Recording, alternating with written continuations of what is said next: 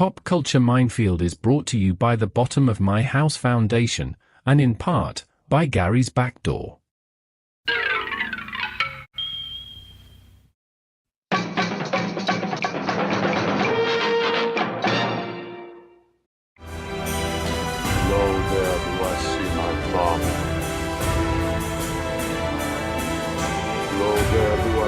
Mother and my sisters and my brothers.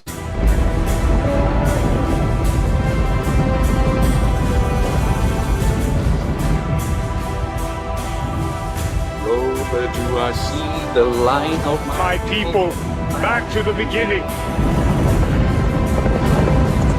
No, they do call to me. They bid me take my place among them.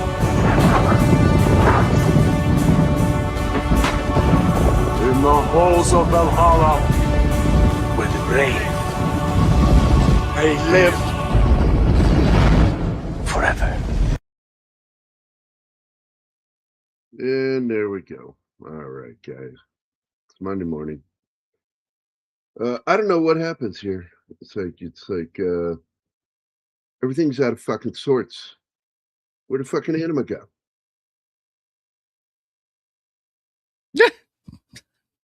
In and out. There we go. Because I didn't have us selected to be next to the screen. I had it as full screen. But then when I go to add for us to be added to the background, it throws me up to the left of the screen.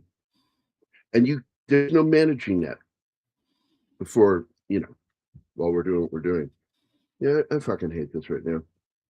I really fucking do. It sucks.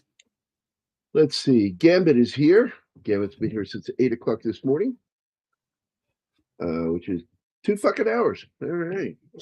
Gambit lost his mind. Penny is here. Good morning, Penny. Good morning, Gambit. It is Monday. I'm feeling it, and I'm not liking it. Oh, somebody's got a case of the Mondays. Yeah. That usually happens on Monday mornings. Yeah. Mm-hmm. There were so many things back in the day I would have done to them. Like one of my favorite things to do is to fuck with my boss. I went and bought about $30 worth of 1-inch rubber penises with balls. They fit on the end of pencils. They're erasers. And you put them on the end of a pencil. And it was an entire tub, little clear plastic vase.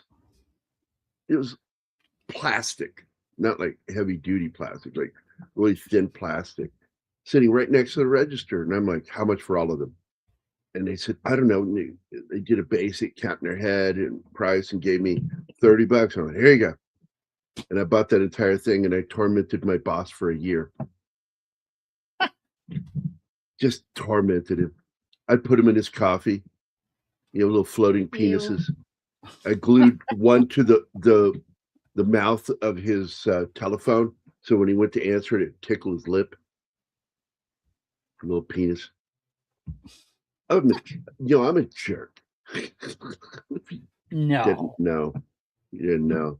How did we even get to the rubber penises here? Because it's Gary. Really fucking obvious. Because Gary I was explaining is really good at what makes me a dick. Weirdness. Yes. How can you not follow what just happened? I mean, you were here. It was a discussion of Mondays. Jesus Christ. Let us get the around to what he would do to people to fuck with him on Mondays. Yeah. That's where it went. That was it. But if Gary given a chance, he'll get weird. Yes. Yeah, I know.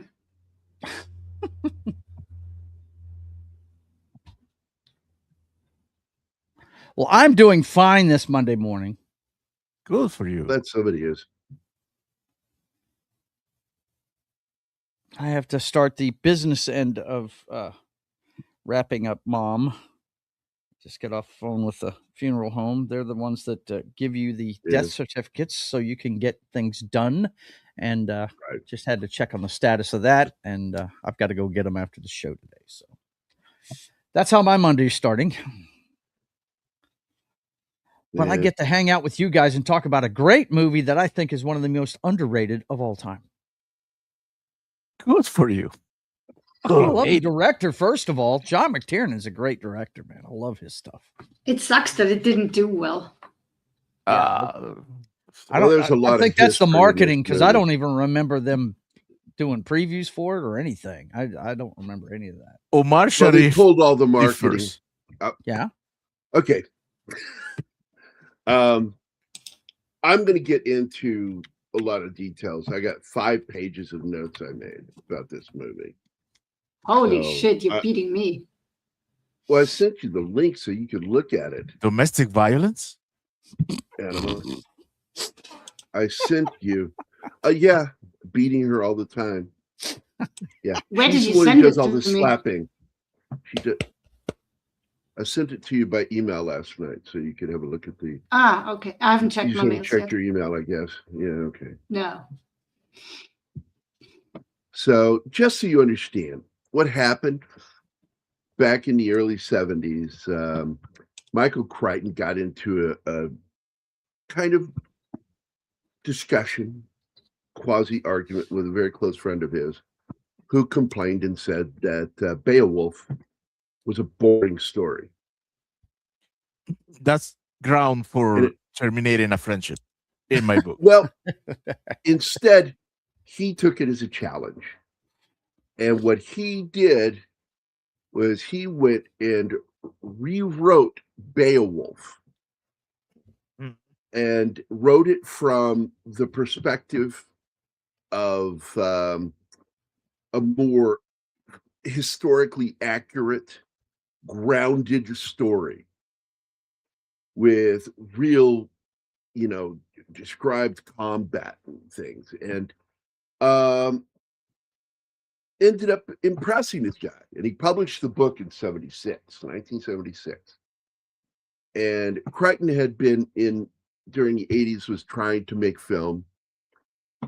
Crichton liked film a lot. He liked how it worked.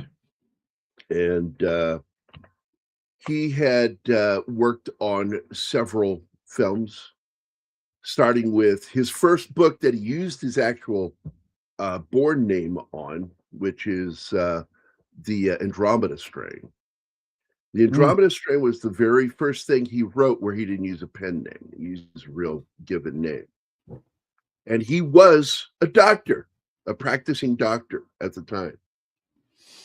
And yeah, I remember his early stuff. A lot of them was medical. I remember Coma being really good too. Oh, first of all, pretty much everything he wrote was science medical based.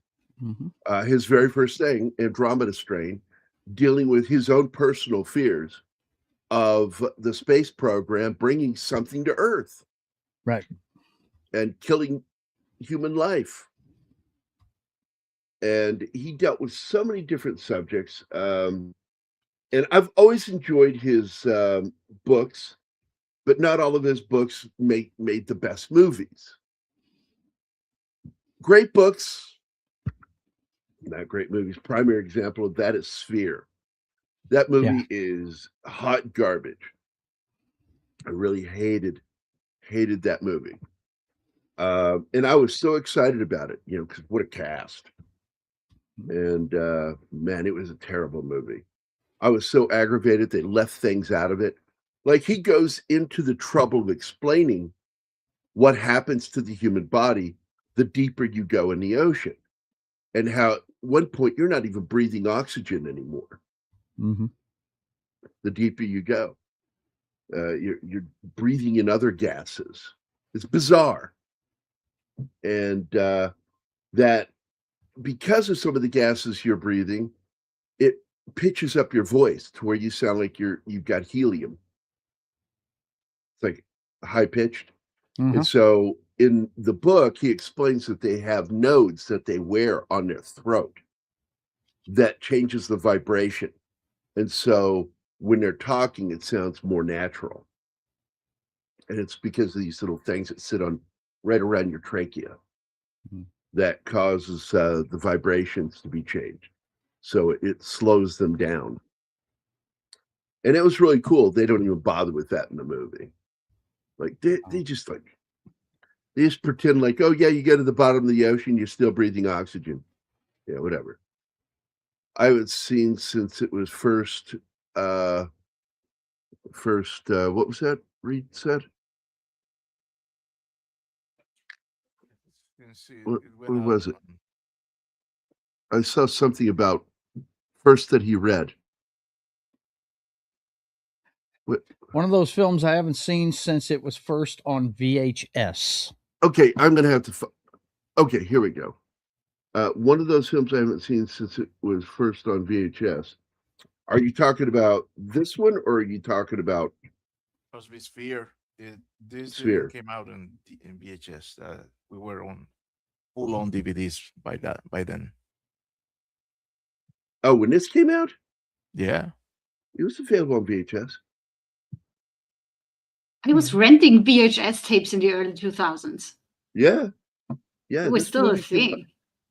This came You out might on be DVD talking about and Beowulf. VHS. The comment before it says, and it's a take on Beowulf, one of those movies I haven't seen. So you remember that animated Beowulf they made? That is, Angelina Jolie. yeah, voice that in is it? after this one, and it's better than this one. Oh, okay. But I'm going to tell you something. This movie had a massive impact on everything that followed that dealt with mythology of that period or anything that deals with knights with armor and all that shit. This movie was borrowed from Vikings TV series, borrowed from it. Game of Thrones productions borrowed from it. I saw some of that in there. Yeah. It's just you could see how this movie influenced a lot of filmmakers, and a lot of filmmakers, especially directors of photography, talk about how this movie was shot and how it helped move cinema to go for certain looks with these kinds of films. And this film was heavily borrowed from for another little film that we did not that long ago. It was a Western that deals with a tribe of Indians that are more caveman-like, and they're cannibals, with Kurt Russell.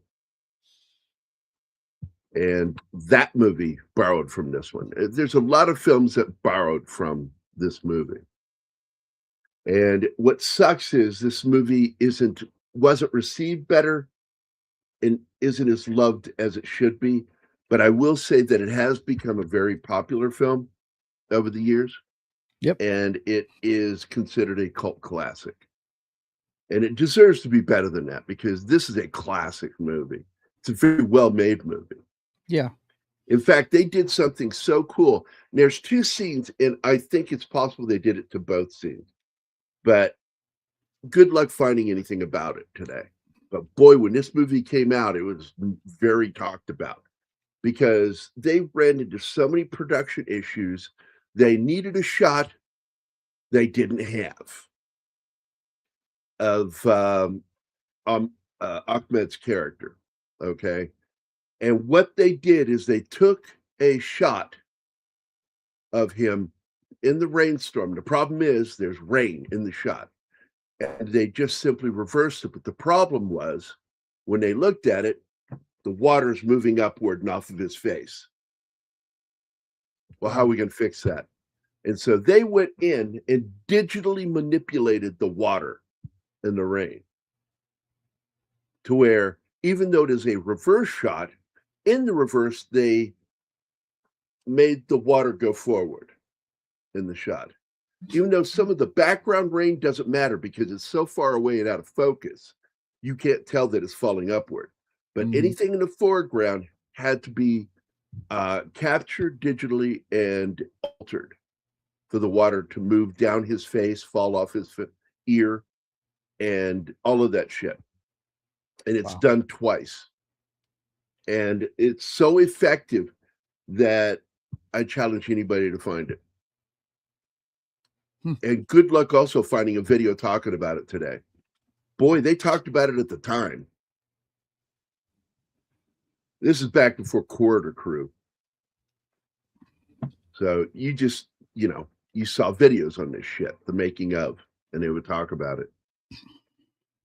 This movie had some great ideas, but basically, two directors went to war in the making of this film, and they had a studio, Disney, just fucking egging it on. And the studio didn't help. And they were dumping so much money. And once it went over $100 million, this is 1990s, man. Mm-hmm. Over $100 million, just there were problems. Yep. And how are we going to make our money back? And that's all the studio cared about. And once it hit that $100 million mark, all they wanted to do was break even. They hoped that they could break even, if not in ticket sales, on video sales. Right. And that's it, man. So it's not easy to do well at the box office against movies like Phantom Menace, Sixth Sense. So many movies came out. Matrix. 99 was a big year for movies. Yeah, it was. So they had a lot of competition. Yeah, and there was no way they were going to beat those films in the theater. Because, like I said, once they hit the $100 million mark, all the money that got spent after that was their marketing money. Just so you know. That's why the film wasn't marketed very well. And it tanked. It was an $85 to $160 million film. And I'm going to tell you, 160 million sounds about right. And they had almost no marketing for this film. So I would say tops 200 million with marketing. Well, marketing money went to the reshoots, I guess. Yes, it did. Boy, it was, look, when the main director who received sole credits, John McTiernan, finished his film, it is a completely different film. It also had a different name. Did you know that? Yeah. So we'll look, I'm going to get into this now. So I'm going to start off with this. Beowulf versus Eaters of the Dead. Eaters of the Dead is a 1976 novel by Michael Crichton that retells the Old English epic poem Beowulf. Crichton framed the story as a real historical manuscript written by a 10th century Arab traveler, Ahmed Fadlan. He's a real person, by the way. He was he went and followed and studied the Vikings and stayed with one tribe in particular and wrote about basically their entire lives. And so much of what we learned about Vikings came from those studies that he did, living with them. But anyway, he wanted to blend an actual historical observation with the gritty, realistic spin on the monster slaying myth. So core plot parallels. The hero Beowulf corresponds to the greatest, the Geatish hero, while Eaters of the Dead features a Viking leader named Beowulf. But it's clearly still Beowulf, okay? The monster, Grendel, is called Vindor or Windor. Technically, it would be Vendel, right, Anima? Vendel, yeah. Yeah, Vendor. But they pronounce it Windor in the film. They say Ven. I heard them say Win a couple of times in the film, which I thought was odd. And it might have been the non-Viking characters that said it. But either way it goes, I heard W. And in Crichton's book, Crichton reinterprets not as a supernatural demon, but as a remnant tribe of subterranean Neanderthals. The perspective shift. Beowulf is an elevated heroic poem meant for royal courts, whereas Eaters of the Dead is told from the dry, skeptical point of view of an outsider ambassador experiencing Northman culture firsthand for the first time. The key differences in style and format. The medium. Beowulf is an alliterative verse, epic focusing on the fate, Weird, and legendary heroism. Eaters of the Dead uses fake academic footnotes journals, and pseudo-historical structure. Tone. Beowulf treats monsters and dragons with mythic and religious awe. Eaters of the Dead rationalizes the fantastic elements into an anthropology and primitive tribal warfare to prove how myths originate from real grounded events, which is, the respectable way of doing things instead of the way Christopher Nolan does it. It just completely dismisses it entirely. Because you see prayer in this film. You hear the prayers of the Vikings, the Norse, and you hear the prayer of the main protagonist, Ahmed. Yep. And so it's treated with some reverence. Yeah, I think the best example of it is they explain the dragon that they've been seeing, the serpent, the fiery serpent. It's really cool. Yeah, and of course you see it in the film, but immediately you know what it actually is. Yep. And I love the way that they did that in the film. That it's scary because they come in the fog.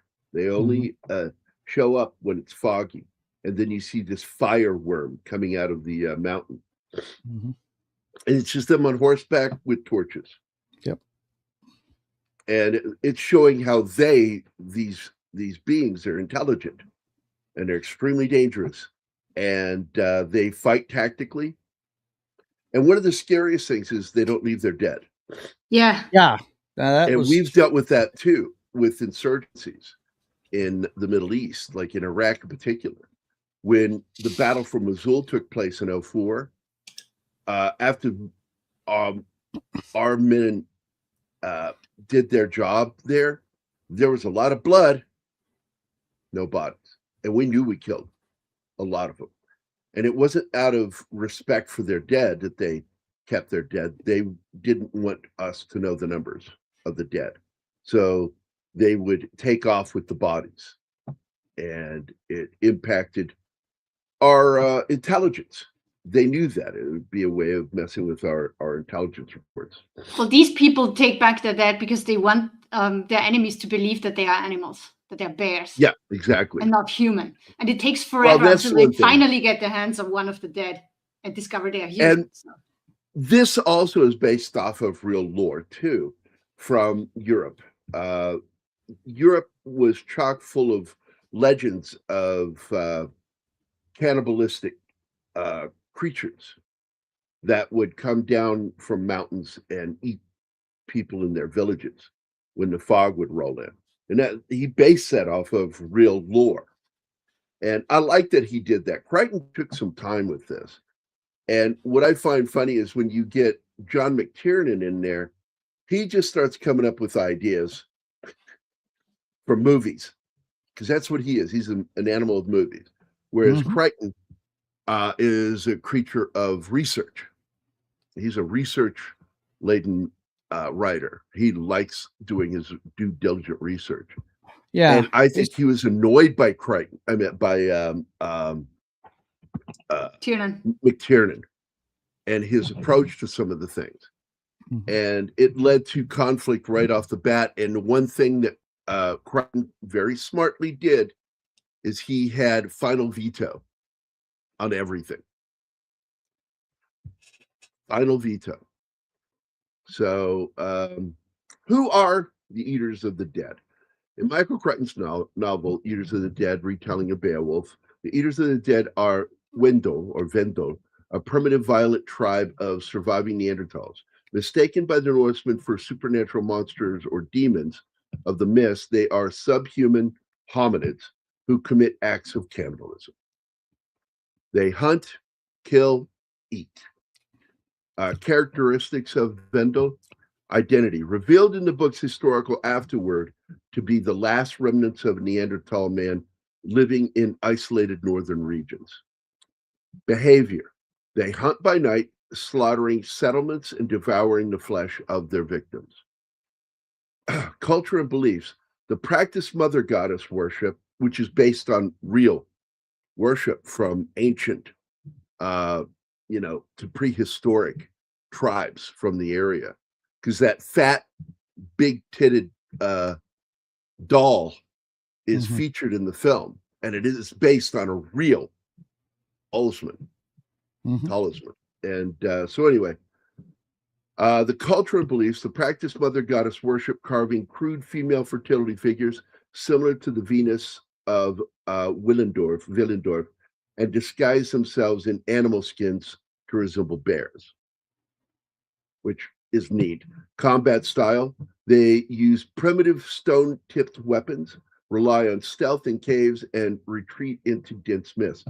Now, I will say one of the problems I had with it is you'll hear people say, that Neanderthal is just a hominid, just a human-like thing, a cul-de-sac of the human. And it's like, no. If you watch Y-Files,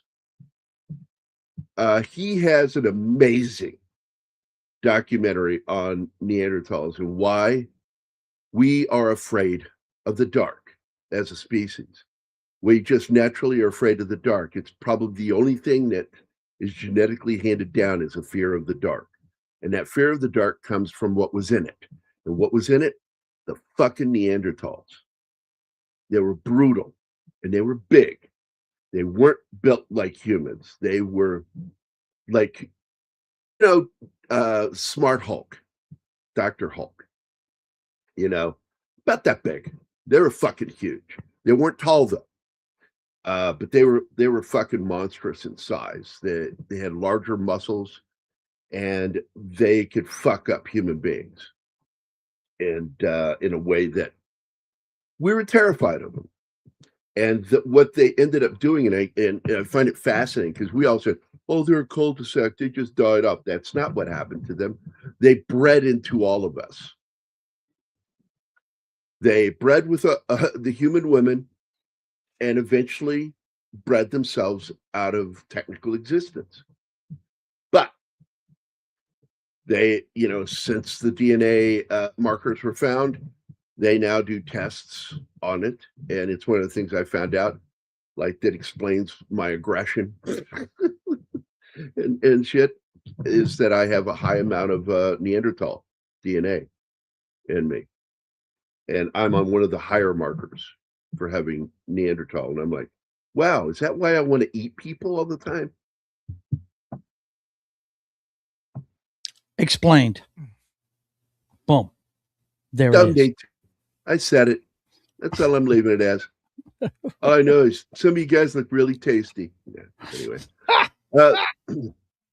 The real history behind the film, this is one of the things I really thought was cool, is Ahmed in the 13th War is based on Ahmed ibn Fadlan, a 10th century Arab diplomat from Baghdad who wrote a famous eyewitness account with the Volga Vikings.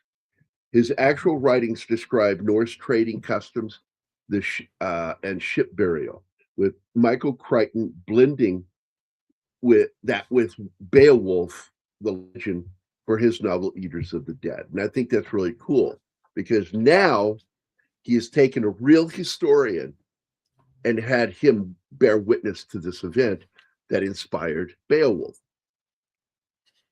And you see his writing or his take on the story compared to what was traditionally handed down in what was not a written poem, but a poem that was spoken, learned and spoken of, and handed down. It was, what do they call that? Oral tradition. Unlike the other use oral. Anyway, real history versus fiction. The journey that Ahmed made traveled north to in 922 AD. I'm not going to use their fucking bullshit letters. CE. Fuck off. As part of the Abbasid embassy with the Vulcan or Bulgars, not to fight monsters with northern warriors. He just went there to study their culture. That was it. He learned of their burials, their ceremonies, how women were treated in the camps, how slaves were treated. He learned it all. And in his writings, his surviving manuscript, Risala, is a primary historical source for early Viking and Turkic life. The monster plot, the fantasy elements, the monster tribe Vendol, and the quest against an ancient evil come from Crichton's retelling of Beowulf and from Beowulf alone. So he just took those two things and combined them. And I thought that was pretty neat. Yep. And then you have, and by the way, I like the backstory to Ahmed is that he was banging some guy's wife. Got ousted by the powerful. Yeah. And he's lucky he didn't get killed. Yeah. They were banking on him getting killed up in the north. They were. Yeah. They wanted him to die in this. Yeah, I know, but I find it funny. I also want to point out something really interesting is Omar Shariff, the last time he rode on a camel was when he made back in the 60s with David Lean and Peter O'Toole, the film Lawrence of Arabia. He had not ridden on a camel since. And he made a comment to the actor, the big tall guy that's kind of the king. And he turned to him and he says, I have not ridden on one of these in over 35 years. Yeah, I think I was mentioned earlier by one of the guys in the chat. I think his first name's Clive. Yeah, Clive Russell. Read by Nature was saying that he was on Game of Thrones as the Blackfish, but I just watched. I showed the clients the other day. I was showing them King Arthur, starring Clive Owen, which I love. It's kind of a Nolan-esque take on the Arthurian myth. What would it look like if it was real, kind of thing. And right. He actually plays. He's got a cameo in it. He's Lancelot's father in Samaria. Whenever he leaves home, he plays his dad in it. Well, in the making of this, he became very friendly with Omar while he was there. He wasn't there for very long, but one of the things that they intentionally do in the film is they do an homage to Lawrence of Arabia because. What did Peter O'Toole wear? In his garb, what color was it? It was white, mostly, wasn't it? What color was Omar Sharif's characters? Yeah, it's white. Yeah, he's wearing white. No, Omar Sharif is black. Oh, in the movie. In the movie, you could always tell them apart. I thought you were talking about in this one. Yeah. Omar wears black, and Peter O'Toole wore white, and so they intentionally did that, but they reversed it this time. With Omar Sharif in the white, the teacher, and with Antonio Banderas. Antonio Banderas in black, all in black. And I thought that was a nice little nod to there. See? Yep. Very cool. That was I thought you were talking about what he was wearing in this movie. That was the visual nod they made to Lawrence of Arabia for this film, and to have them ride on camels. Mm-hmm. Yeah, we live vicariously through Antonio Banderas in this movie. He's a spectator during a lot of it. I mean, he does a lot of things, but most of the scenes. Well, he also represents the audience. Yeah, that's in the film because he narrates the story for us, but he also reacts to it the way we do. Mm-hmm. And he's trying to figure out, what am I seeing here? Because I'm not going to rely on my, folklore fears. The monster, because this has to be something tangible. He's not buying into all of it though, man. When they pass around that bathing water, he's like, nah, that's okay. Well, they cut something out, which really bugs me. There is a director's cut. I don't know if we'll ever see it, which is more grounded than this. This is a lot of what we see in this, especially at the end, are reshoots done by Crichton, and some of it done months after filming had completed, and which is why you see a couple of really bad wigs in the movie. Yeah. Some of them are really bad. And test screenings were awful, so they had to do something, and it sucks. And by the way, one of the things that they changed last minute, I mean, literally last minute, was the actress playing the queen. cannibals. She was supposed to be a bigger broad, and last minute, Crichton decided that it should be a beautiful woman. The gentleman playing the king that has to go cut her head off, argued with him about it. He didn't quite get what he was saying. And he says, no, listen what I'm telling you. He says, her beauty should be distracting to your character, that you don't know how to deal with her at first because she is beautiful. And that gets you hurt. You let your guard down a bit because of her beauty.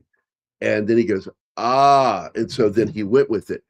But when all the way up to the release of this film, the other woman was still credited at playing the queen. And she's actually not in the movie. They wanted to go for a plumper god that matched the statue and the little talismans that they carried. And instead, they got a beautiful woman that was very svelte. So it was really odd the way they decided on some of these things. I'll tell you one of the things I like that McTiernan does, and he did it in Hunt for October too, is how he changes the language from a foreign language into English. Well, that's the first film where he did that. Yeah. And it's interesting that he's the one who pushed for this, because it's not done that way in the book or originally in the film screenplay. Was that it was a slow process of a long period of time of him spending with them, slowly picking up language.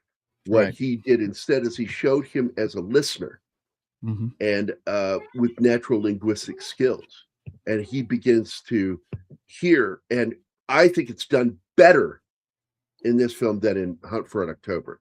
Yeah, because you hear they'll be speaking their natural languages, which was a mixture of Latin and, what did you say, honey? It was Latin and the Norse language, both.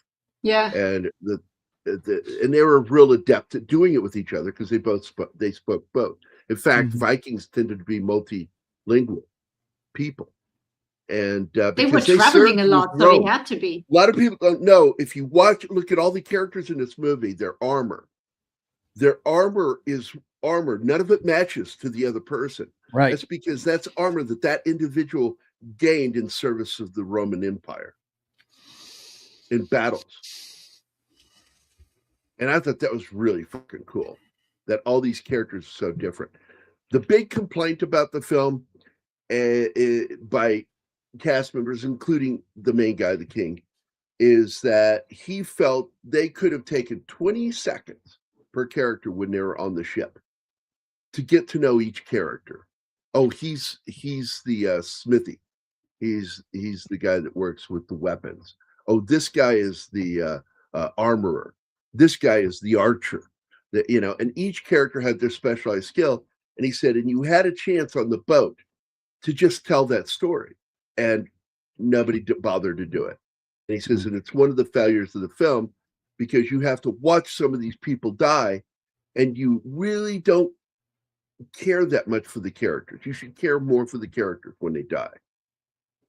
And he's right. It was a good criticism by one of the lead actors in the film. So, in Michael Crichton's novel Eater of the Dead, shifting focus from a slow-paced journal-style survival story emphasizing cultural shock into a fast-paced action movie with a more proactive and capable protagonist. Character and language differences between book and film. Language acquisition. The book details a slow, laborious process of Ahmed learning the Norse language over many days. The film speeds this up dramatically with a famous listening montage to avoid subtitles for the audience, which I thought was smart. Protagonist role. In the book, Ahmed remains largely out of his element and acts as an observer. He's the audience. He represents the audience in the book. And to be honest with you, in the film. In the movie, he takes a much more proactive, heroic stance as a skilled warrior himself, even reshaping his Arab sword into a scimitar mid-story. Yeah, that was cool. Yeah. Yeah. Character depth. Northman characters like Beowulf and Herger are deeply fleshed out in the novel, whereas in the film, treated mostly as supporting Viking band as vague background sketches. A big complaint also in the film from cast and audience. Plot and antagonist differences. The Wendel in the book explicitly frames the creatures as a surviving tribe of Neanderthals.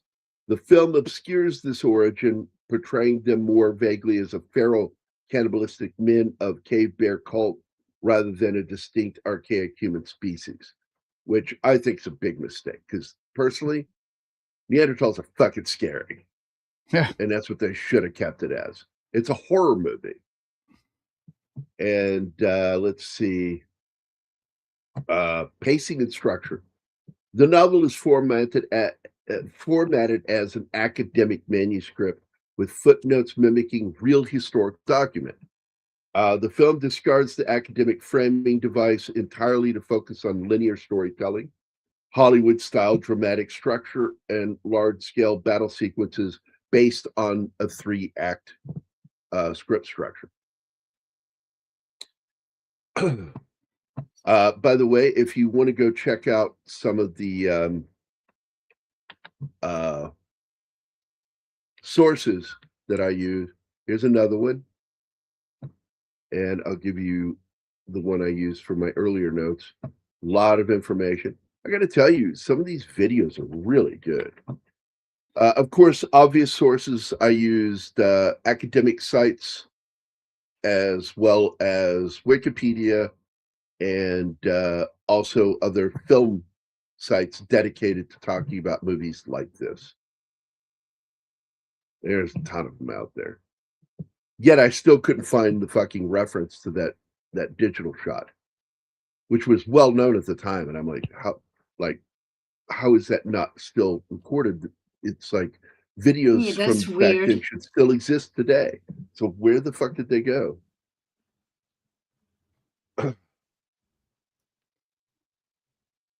Let's see. Production issues. Yeah, that's a kind of one.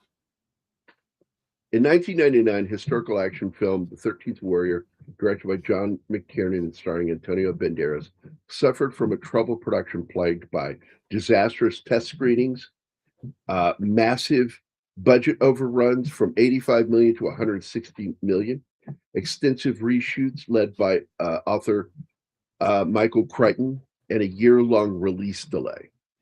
And in the end, just so you know, what they ended up having to do is the two of them had to learn to work together to try to patch this fucking movie. And they did not get along at all. McTiernan and Crichton. And so the movie ends up kind of being a patchwork. But I got to tell you, it still works. It's still a good film. You can see that there was the basis of a really good movie here. If we had just had a better editor. So, but anyway, key production issues, poor test screenings. The original cut of the film confused test audiences. Of course, the original cut of the film was called Eaters of the Dead. It was also longer by about 20 minutes. Leading the studio itself to panic and demand major edits. Creative takeover. Author Michael Crichton, who wrote the source novel Eaters of the Dead, stepped in, sideline director John McTiernan, and oversaw the extensive reshoots. And boy, I got to tell you, you can spot some of the reshot scenes. It was rough on him. He's not a movie director. This is my biggest complaint right here, is the discarded elements. The original ending, inspired by the movie Zulu, and the original musical score were completely thrown out and replaced with traditional Hollywood action finale.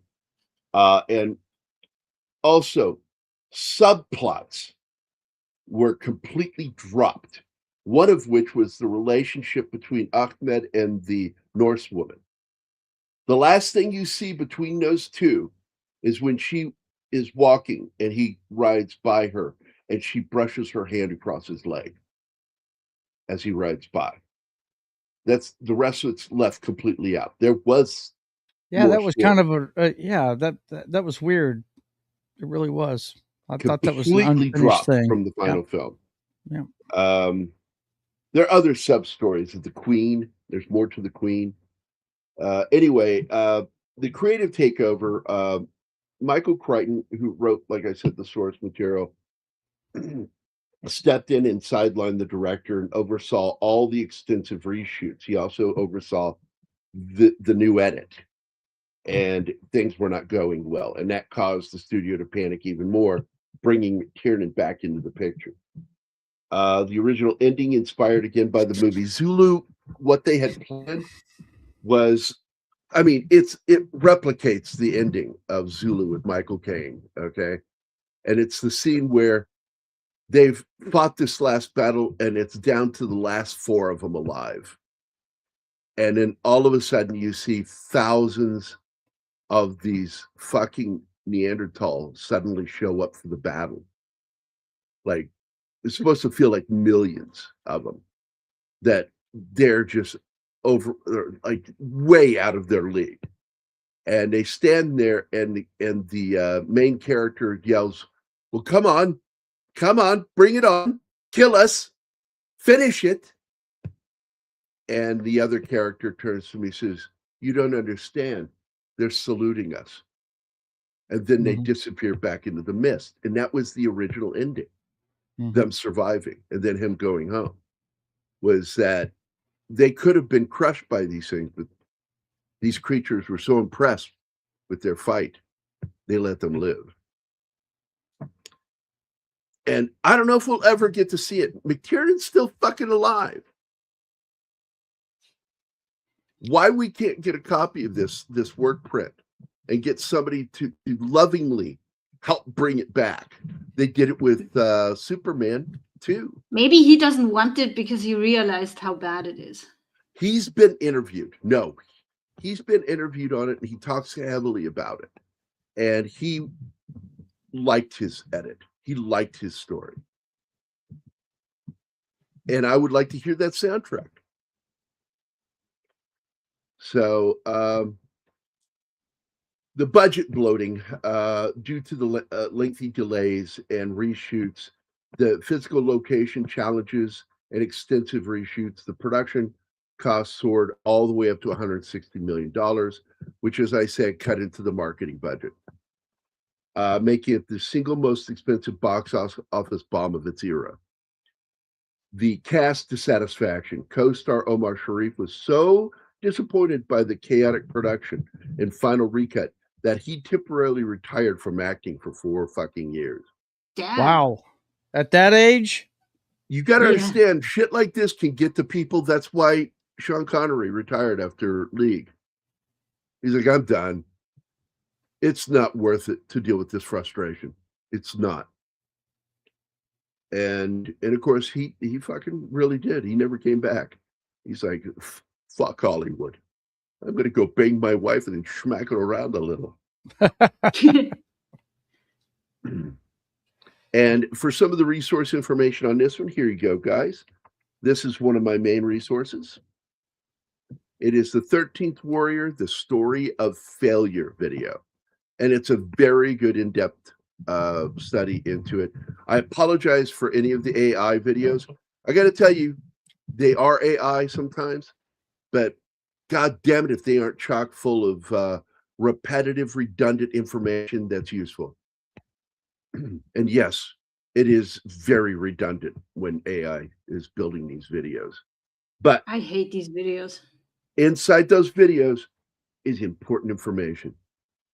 So, the main criticisms of the film. Okay.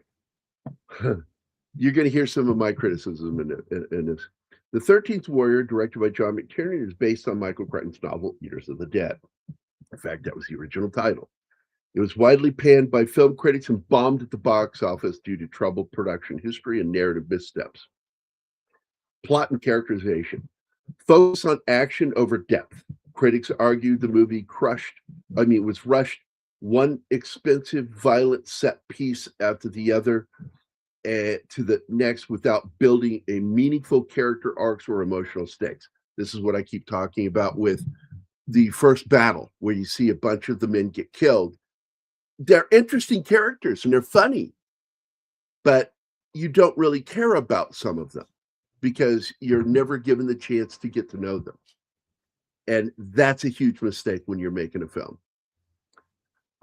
Soulless tonality.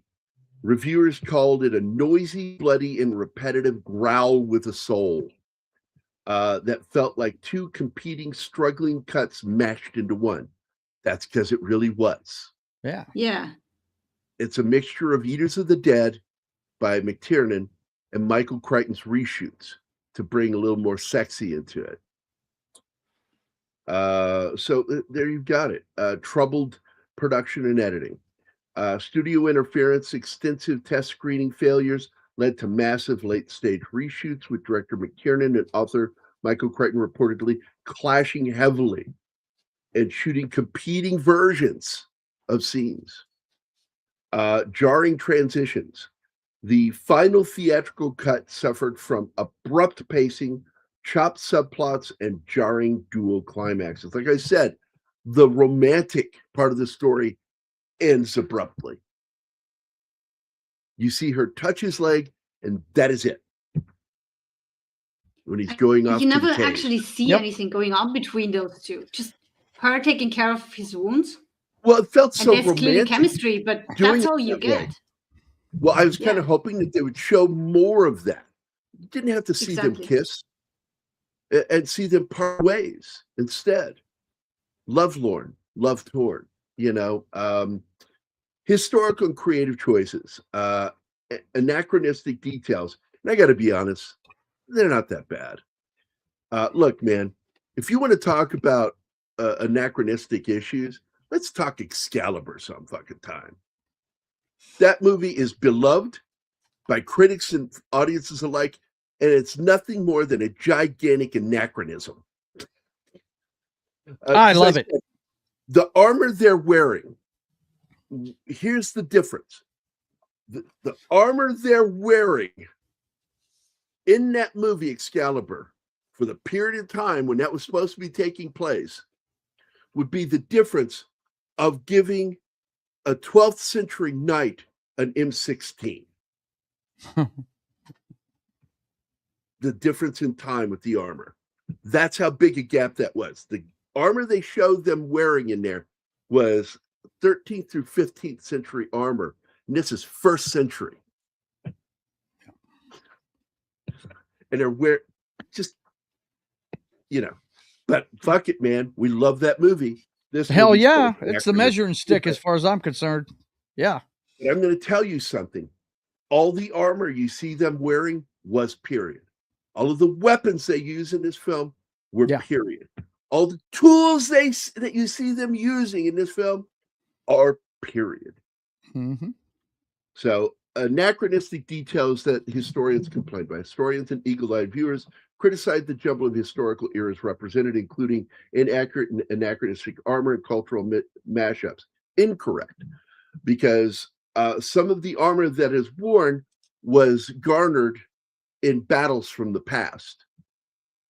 So they were earned, people. They earned. were earned. So casting choice, so they choice kept them.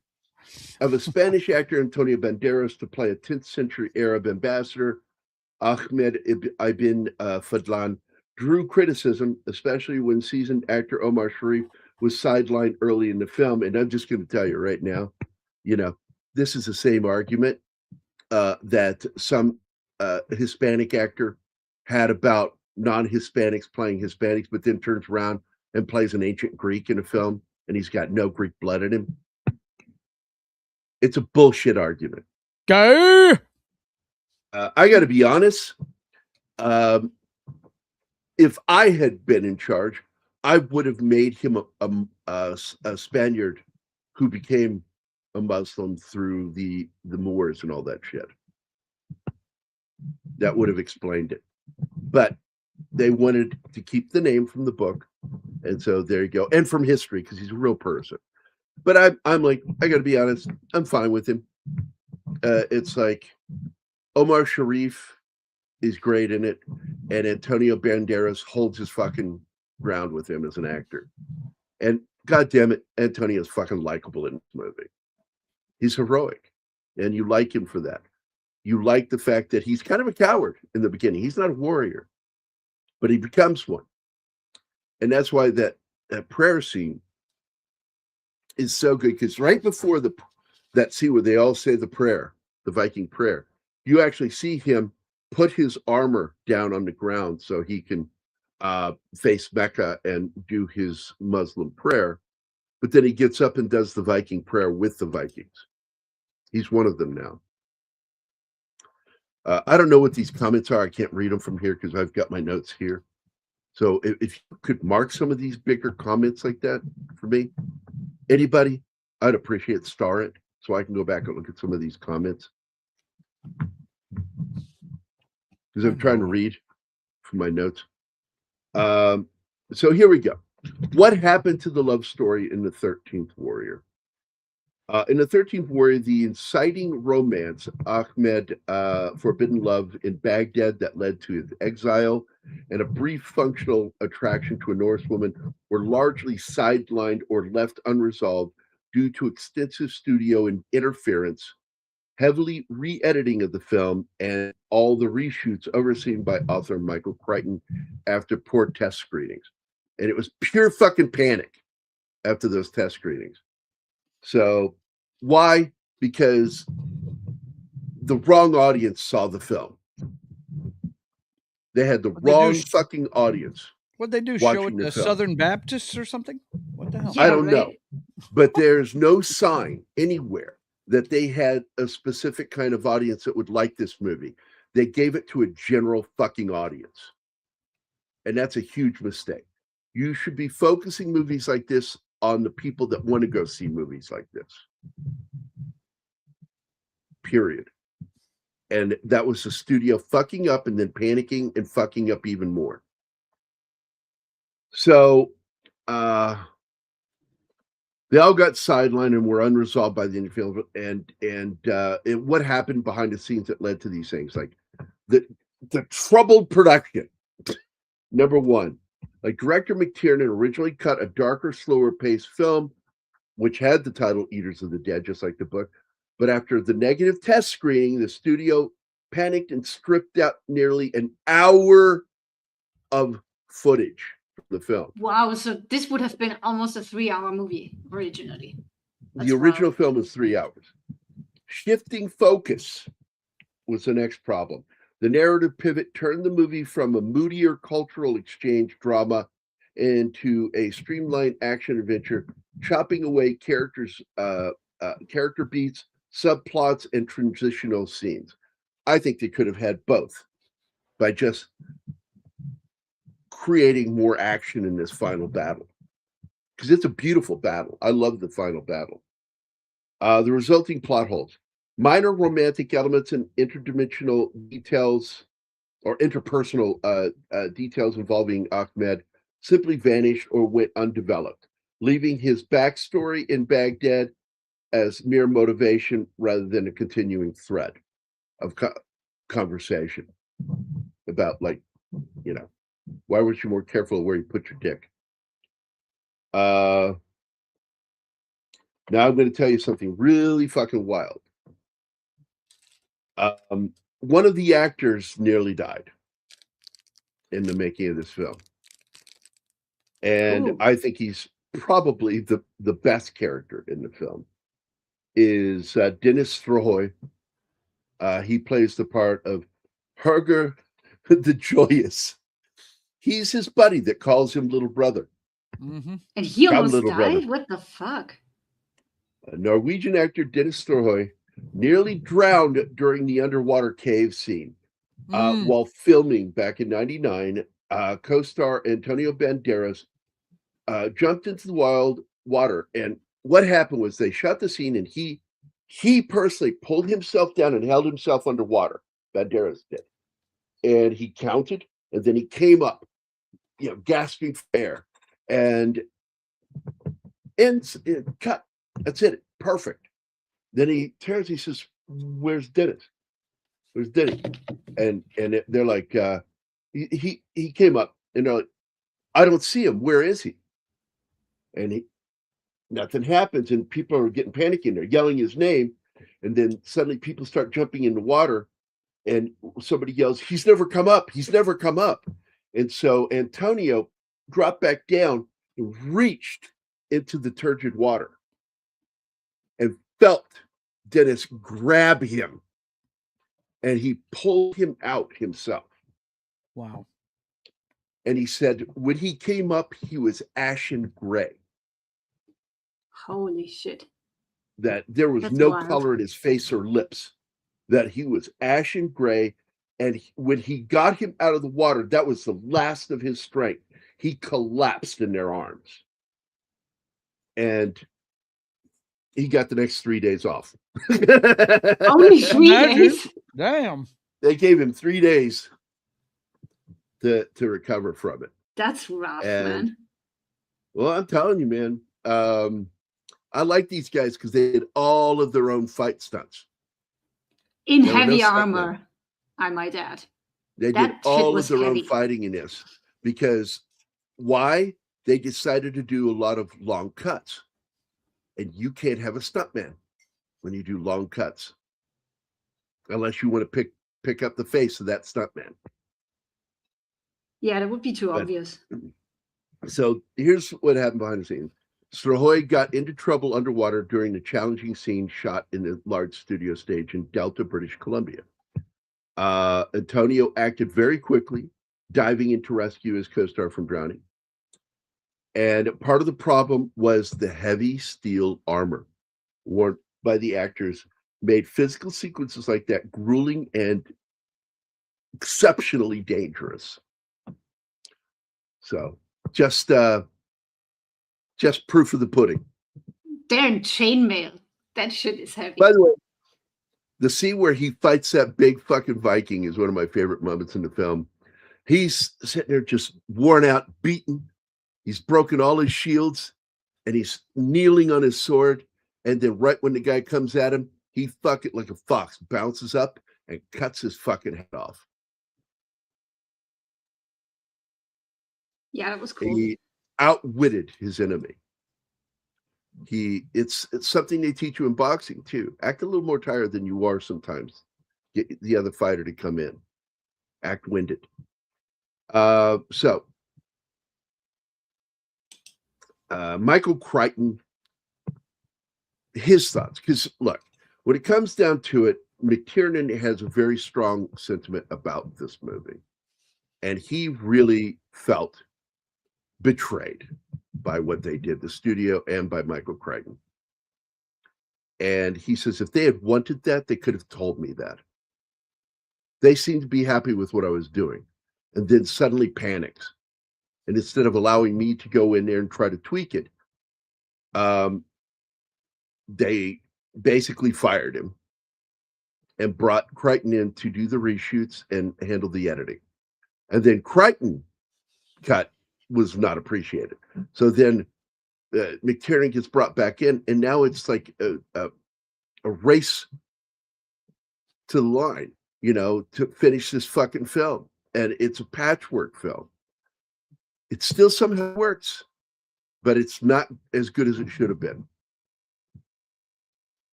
They should have had a lightweight alternative for all those shots and safety divers.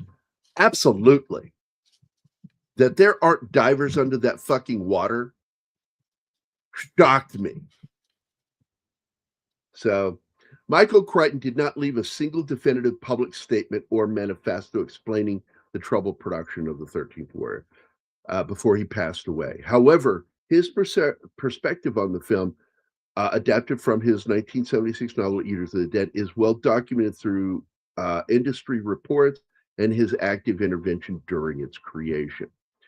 Creative intent, Beowulf's retelling. Crichton noted that Eaters of the Dead was an intellectual exercise to deconstruct the epic poem Beowulf by grounding it through a real 10th century geopolitical accounts of traveler Ahmed Ibn Fadlan. I have trouble with those names.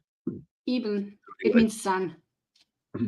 So cultural clash was another point. His focus was on the perspective as an outsider, the polished Arab ambassador viewing the raw, uncouth yet fascinating culture of the Norsemen. And there was more to that scene, by the way, that got cut out with the bowl of water, Joe. Because you brought that up earlier, and I wanted to come back to that. Because after all of that, he refuses it, and that's all they show in the film, him going, no, I'm good. But at that point, Denny snaps back at him. He says, do you have something against cleanliness, Arab?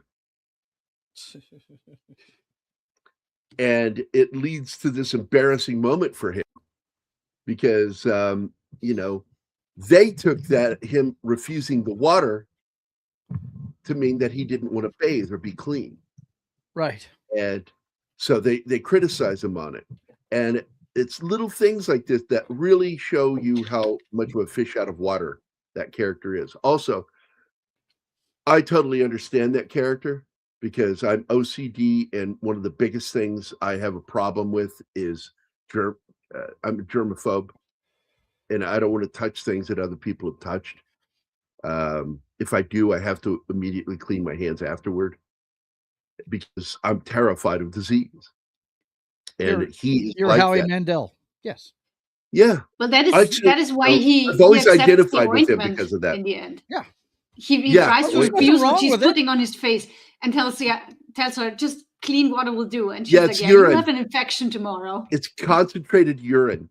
Yeah. That's been turned into a paste. And she's putting it on the wound. He says, what are you putting on me? And she's like, it's urine.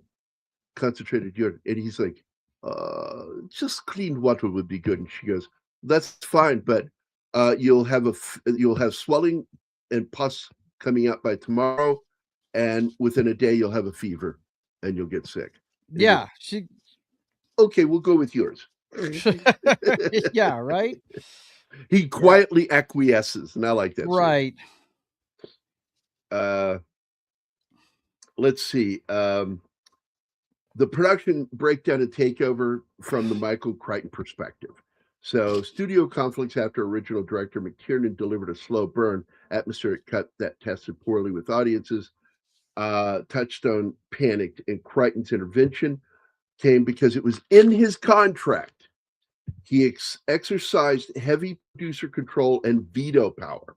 Crichton stepped in to oversee extensive reshoots, changed the title from Eaters of the Dead to The 13th Warrior, trimmed down the philosophical prologue, reshaped the ending, and swap out the musical score to pivot the project into a more traditional action adventure film. Now, this is the fun part.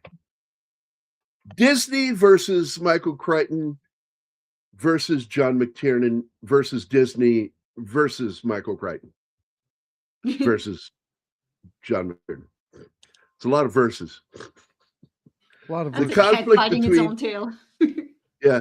The conflict between director John McTiernan, Walt Disney Pictures, and author Michael Crichton centered on the troubled 1989 13th Warrior, adapted from Crichton's novel Eaters of the Dead. After poor test screenings, and it's a city that starts with A, and I forget which city it was. Dang it. It's a famous city. Anyway, after the poor test screenings, Disney sidelined McTiernan, and Crichton stepped in to direct extensive, costly reshoots. And the reason they're so costly is they've been done shooting for months. This is after the first movie had been edited. That's how far along we were. And they're going back to shoot. And the reshoots resulted in a massive box office bomb because I think that if they had just trusted the film, it probably would have done better. They should have just released it as is, without the reshoots and the re-edits. McTiernan later insisting it remain fundamentally his film. He claimed that, but the fact is the third act is where a bulk of the changes were made. and they changed his Zulu ending, which I think was actually a good idea. I like that. When Baker and fucking Michael Caine are left there at the end of the film, and they see those millions of fucking Zulu come up over the ridge line, and they're done. They're done. They're down. They're whittled down. If what isn't dead is wounded. Nobody got out of that without being wounded. And they see all these fucking Zulu, and they're all doing their Zulu chant. And he says, "Come on, men. Come on. Finish it." And Caine delivers the line. He goes, "I don't think you understand, Captain. They're not planning to attack us. They're saluting us." Yep. It's kind of like the end of the original story of I Am Legend. I think they show it in actually Omega Man, isn't it? With Charlton Heston, where they're actually afraid of him at the end of it. No. It's at the end of the first one, which was Last Man on Earth with Vincent Price. Okay. Omega Man is completely not the story. I couldn't remember which one, but I do remember seeing that scene. There's a huge irony to this, scared to death because Heston read the book while on a flight from Europe, and he got back and he said, "We need to make this book into a movie." And he was the guy pushing it, and he got with Matheson on it, saying this book's amazing, and then he says they hire the screenwriters to come in, and what do? They gut the story, change the ending, and so Omega Man is its own story. Yeah, I've seen both of them. I couldn't remember which version of it was, because it's been great made fucking movie. It is completely different. And then you go back to I Am Legend with Will, which tries its best. And originally it had the book's ending. Yeah. And then they panicked. Studio panicked. And they redid it, and they changed the creatures to be these CG fucking retarded looking things. Yeah. And but with the new sequel that's coming out, they are saying that the sequel is not based off of the theatrical cut of the film, but the director's cut, which has that where he lives, kind of ending. Where he lives at the end. The original ending. Mm-hmm. And so it's supposed to be better, I guess. And I saw the director's cut, and it's closer to the book. Mm-hmm. So but anyway, you understand what I'm saying? That the antagonists are afraid of him at the end of it. They're respectful of him. Yeah. Mm-hmm. Yeah. Well, at the end of the book, he dies. The reason he dies is because he accepts the fact that he's the monster. They are the new human. Mm-hmm. He's the last of his kind. Mm-hmm. Like, he's a cul-de-sac. And once he understands that he's the thing that goes bump in the night for them, that he's the legend, that he's the monster, he gives up. Yeah. And he understands that my point being here is no longer valid. There's no cure. Look who just popped in, TT. What's up, buddy? Good to see you, he's man. He's busy modding Midnight's Edge. That's why he's only here for a minute. He's the only wrench in there right now. Oh, man. What, D-Bud's not working? Man. Not yet, anyway, obviously. Take it easy. Take it easy, Tickle Truck. It's always wonderful to see you, brother. Thanks for popping in. We'd love to see more of you. So background of the clashing vision. So the production, McTiernan and Crichton clashed constantly during the production. They had on-set arguments because Crichton was there. He had, like I said, full veto on everything. And the budget issues, it swelled to over $100 million. And once it did that, it was a lost cause. There was no way they were going to make their money back once it hit $100 million budget.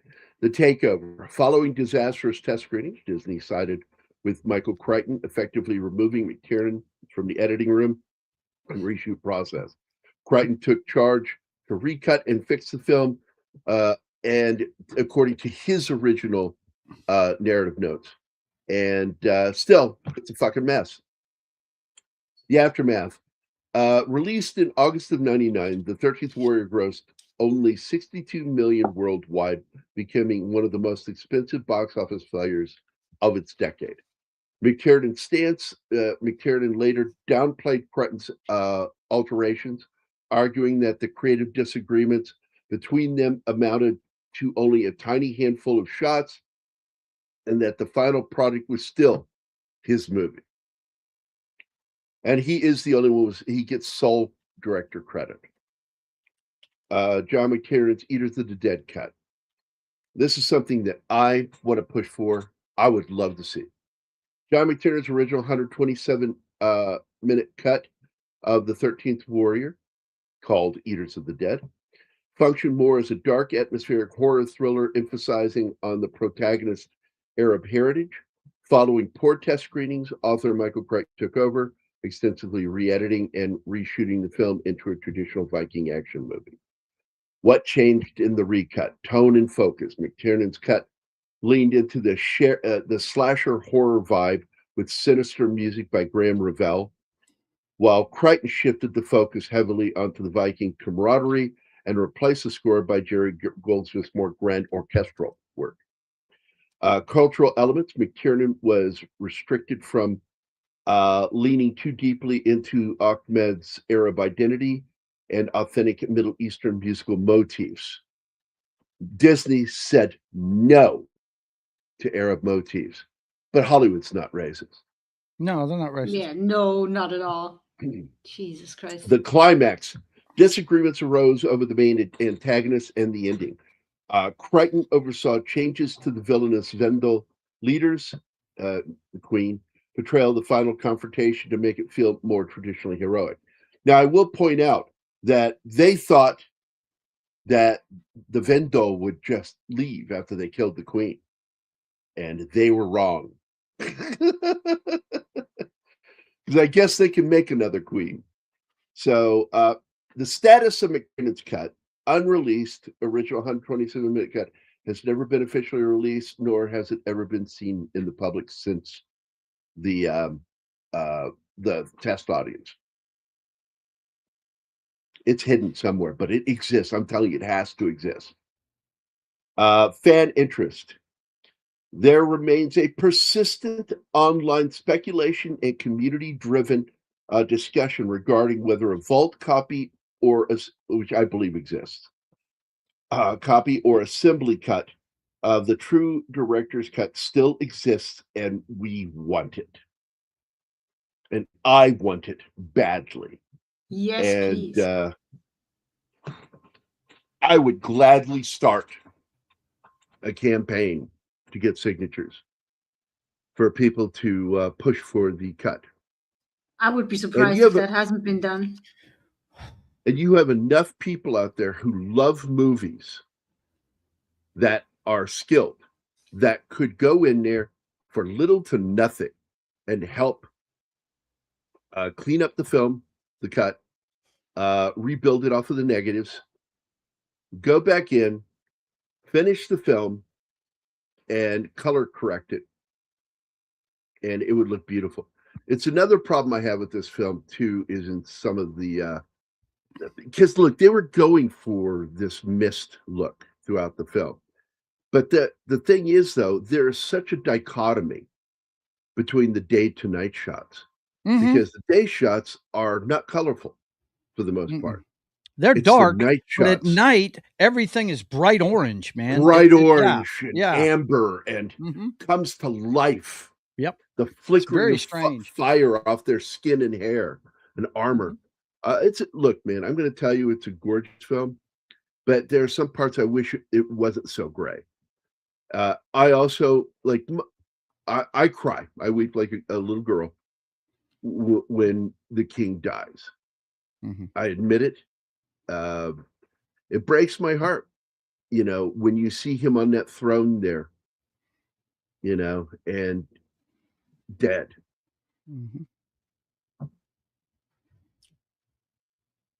I don't know. I enjoy this flick. You can tell it's Vladimir Kulich is his name. Vladimir Kulich. He plays Beowulf, the leader. And his death scene is just fucking heartbreaking. Stoically sitting there at the end of that film, man. God damn, man. And I'll also point something else out. Fucking gorgeous human being, that dude, Vladimir, that plays the king. That is a gorgeous fucking hunk of human man. Like, holy shit, that guy is huge. He's the kind of guy that if I'd met a guy like that in the army, I'd go, "Can I be your best friend? You're so awesome." Okay. Nah, he wants to be the wingman when all the girls. I want to be his flocking. wingman. That's Are you right. kidding me? It ain't. It has nothing to do with him. I will take his cast-offs. Fuck yes. Hell I yeah. will take whatever he That's casts a off. target-rich environment right there. Yeah. Be his pilot fish for his whale. I will him and clean him for him just to be in his awesome presence. I fucking love this guy, and anything he is in, he is fucking good in. I like Anders Anderson. He plays the king's son, Wiglaf. He's a snivelly little motherfucker in the movie. And I like the scene where his man gets beheaded. Mm-hmm. And then God, what's his name? Herger, the Joyous. He throws him the bag of coins. It's a return from what happened earlier in the film. Throws the bag of coins, make sure he gets a warrior's burial. Because that was a good warrior that just died to teach you a fucking lesson. And I love that, man. This movie is chock full of toxic masculinity, and I fucking love it. I love men just being men and women being women. Now, as I recall, the actress who actually plays the queen in this is Diane Venora. She's the beautiful one.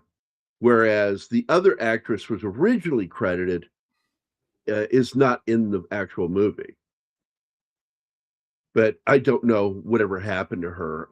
Let me look it up real quick. Original actress who was replaced as the I forgot the name. What are they called? The creatures. Starts with a W, but it's Vendel. Is that it? Vendel. Yeah. It's pronounced Vendel, but it starts with a W, right? Wendl, I think. I don't think there's an E in there. Yeah, it's Wendol, I think. Oh, well. Anyway. Okay. Yeah. Based on the provided search, the actress replaced. Okay. Again, Brave sucks. It's like talking about another movie. That's retarded. Google is, look, I just need to stick to Google when it comes to this shit because it has its own system to its own information. In the I hate to say it, they do have. How knows the movie I'm talking about? In the 1999 film, the 13th Warrior, veteran actress Suzanne Willis originally played the Vendel Queen as an older woman, fatter with big tits, but she was replaced during the reshoots with Kristen Klook. So the original actress was more like the totem. Yeah. Imagine that. Because that voluptuousness, that big fat, was considered what's the word I'm looking for childbearing? What's the word I'm looking for? Fertile. Fertile. Thank you. I don't say fertile. I say fertile. It's a weird thing. It's from. He drops the E. It's from. I grew up on English, and a lot of the things I pronounce the English way. Fertile. And I don't think that's the American way of saying it either. It's because I grew up on English television and shit like that. What do you think the guy does with those coins That's a lot of Street Fighter. Oh my god, yeah. Lots of Street Fighter too. Yeah, fur tile. Tiles made of fur. Yeah, I decorated my whole house with fur tile. Dude, Monkey Jeebus's avatar is fucking great. That is Yeah. awesome. That's crazy. Let me get back to Genghis. Were there any other comments in the chat that didn't get started? Thought it was an interesting concept that the Vikings hunted down all the Neanderthals, missing link. Well, look, we know that the Neanderthal never died off. We have learned that in the last 20 years, that what we thought had happened to Neanderthal isn't what happened at all. He fucked himself out of existence. So here is something that was found in Austria. That's the Yes, Venus that's von the same, that's Willendorf. exactly what it's based on. That That's what is it's based on. old. That thing is from the Stone Ages. We're talking 30,000 years old. Well, the one that they carry around in the film is based Is on ancient one too, yeah. that was from the Stone Age, Neolithic period. I Then it's think it this was one. Neolithic, not Paleolithic. So But anyway, this part is not made up. Those things existed. oh yeah, fertility gods. Thought it was an interesting concept that the Vikings hunted down Neanderthals and missing links. I think it's just a realistic idea that they had to battle them. And Neanderthals, if you watch the Y-Files, let me go find it real quick, because his fucking show on the Neanderthals is just one of the best I've ever seen. And, when we were young, as kids, we always wanted to see like comic book team ups, right? Mm-hmm. I always wanted to see Batman and Green Arrow, or the Flash and Superman, blah blah blah. And today, as a grown man, I look forward to the team ups between some of my favorite YouTubers. And I like watching Mr. Ballin, Sean Ryan, and the Y-Files. And when those three start interacting with each other, it's like comic book day again. As a kid, I'm going to the store to buy my favorite comic book. I get so excited when the three of them do shows together. What's that? Yes. I said chef's kiss. Yes. Perfect. Synchronicity. Yes. If it was me, I would dirty them up a bit, kind of like the spaghetti westerns where it was okay for the good guys to be a little dirty. Yeah, well, you'll notice like some of the armor they wear is damaged, to weathering. And I kind of like that. And I love the fact that nobody wears the same armor, which is more realistic to the time period, because some of these Vikings went off to serve other armies for Rome in other campaigns. The Keep 83 had some, by the way, there's a push for a remake right now. And I'm all for it, because that movie was fucked. Completely fucked by the studio. And Michael Mann was screwed over for that movie. And everything about it got messed up. And we'll never get a director's cut because he refuses to even talk about that movie. You won't answer questions about it. That sucks. The Basque have Cro-Magnon DNA. Not surprised. But the Basque also are genetically different from everybody else in Europe. They share no traits. We just watched a documentary, Anima and I did, about the Basque. Yeah. That was fucking awesome. And that they may very well be the true descendants of Atlantis. Because they said that their origins came from Atlanticus. It's like the coincidence is a bit too much for me to not have been what it sounds like. Let's see. Reed says this movie is secretly a Chud prequel. Yeah, kind of. There you go. Chud, of course, means cannibalistic underground humanoid underground dwellers. There you I go. know my fucking movies. Look out. Martin knows it though too. He's a fan. I can tell. So yeah. I don't know. I won't argue that, buddy. Let's see. The exaggerated body parts kind of resemble your view of your glancing down chin on chest. What? He's The talking statue. about the figurine that I pulled up. Oh, Venus statue. Okay. You read the book one time? I A read book. it. He read the book no, no. one time at Bang He read, A he book. read A. And it was by accident. I'm so glad that Mr. Tickletruck dropped in. It's always nice to see him, man. Well, it seems like he's off to work now because he said he's running away Okay, to make wait a money. minute. What the fuck are you talking about? A Reading Rainbow. No idea. That was sung by Shaka Khan. Shaka Khan. Shaka Khan. Shaka Khan. You know what's really funny? He got mentioned in several songs back in the 80s by name in the song. In fact, there's one song that it chants Shaka Khan, you know, throughout the song. And I didn't know who the fuck she was. I'm like, who's this fucking Shaka Khan? Why is everybody singing about her? And then I'll hear Shaka Khan sings on this song. Who the fuck is Shaka Khan? It took me like months, you know, before I finally got around to going to a record store to find out who the fuck is this bitch they're talking about. And then I'm like, I gotta be honest, wasn't impressed. I'll tell you who impressed me. Sheila E. Sheila E. I was in love with. Am I weird or what? Oh, who wasn't? Oh Come my on. God. Woo! You had to be completely 100% gay. Complete to not be smoke into show. Sheila That E. chick right there. But even Wow. gay guys dug her because, man, she could dance. Let me tell you something. You can say what you want about Prince, but I love that guy because when he made it, he brought everybody with him. Yep, he did. You know what I mean? Everybody he single played person with in that stuck Minneapolis. by his side. Yeah.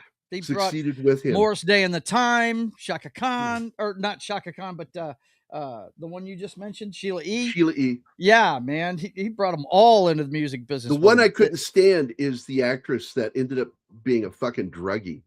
She was in Action Jackson. Because she was another Vanity, yeah.